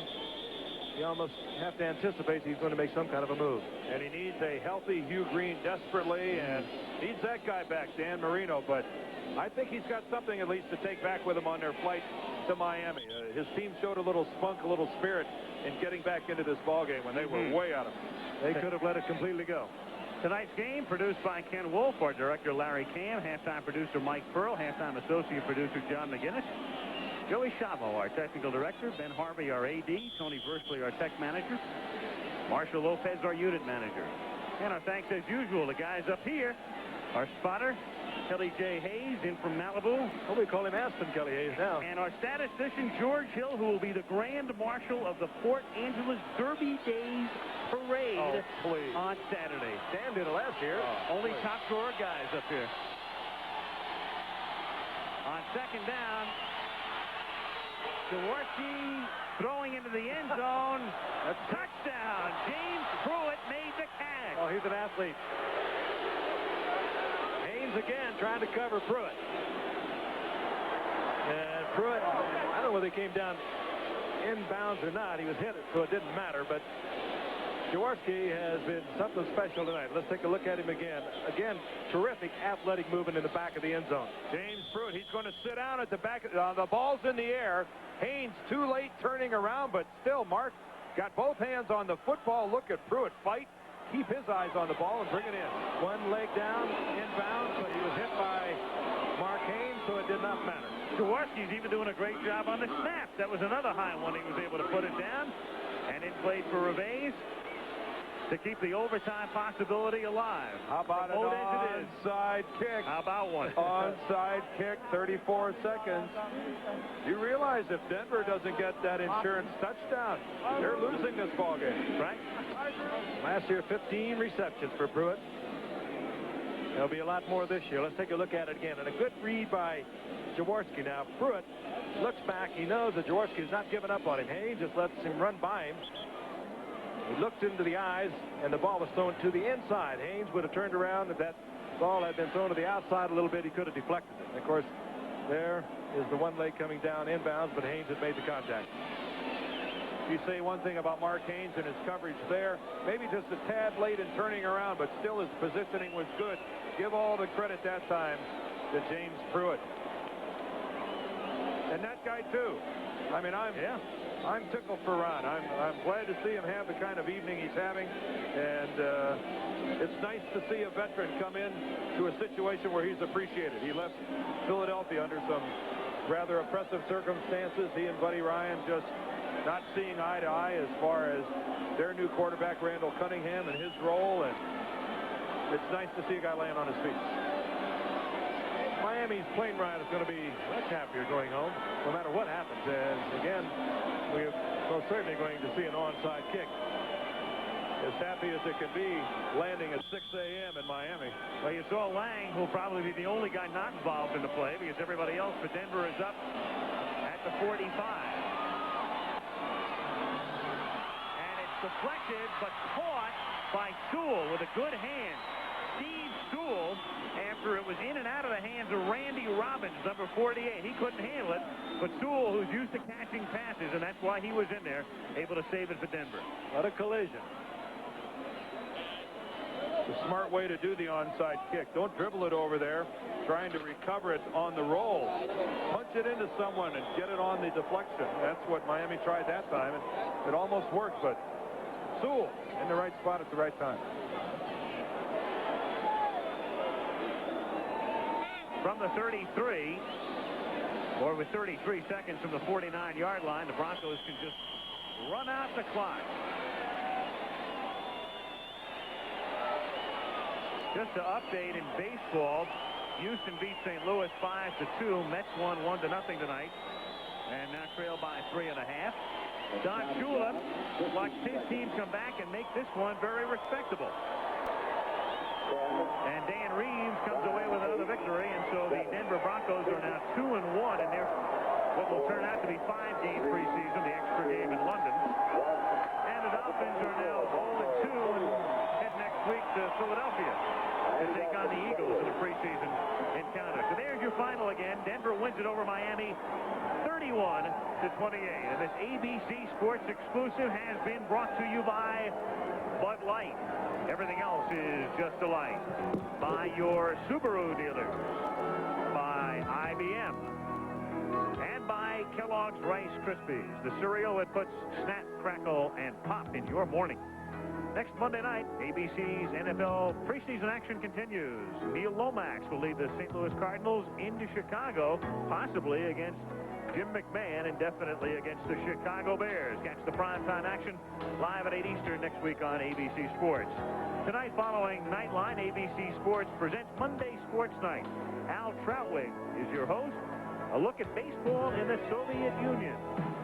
Tom Lasorda, the Dodger manager, will be among the guests. And it all begins after Nightline tonight on ABC Sports. Al Michaels, along with Frank Gifford, Dan Deerdorf, good night from Denver. This has been a presentation of ABC Sports, recognized around the world as the leader in sports television.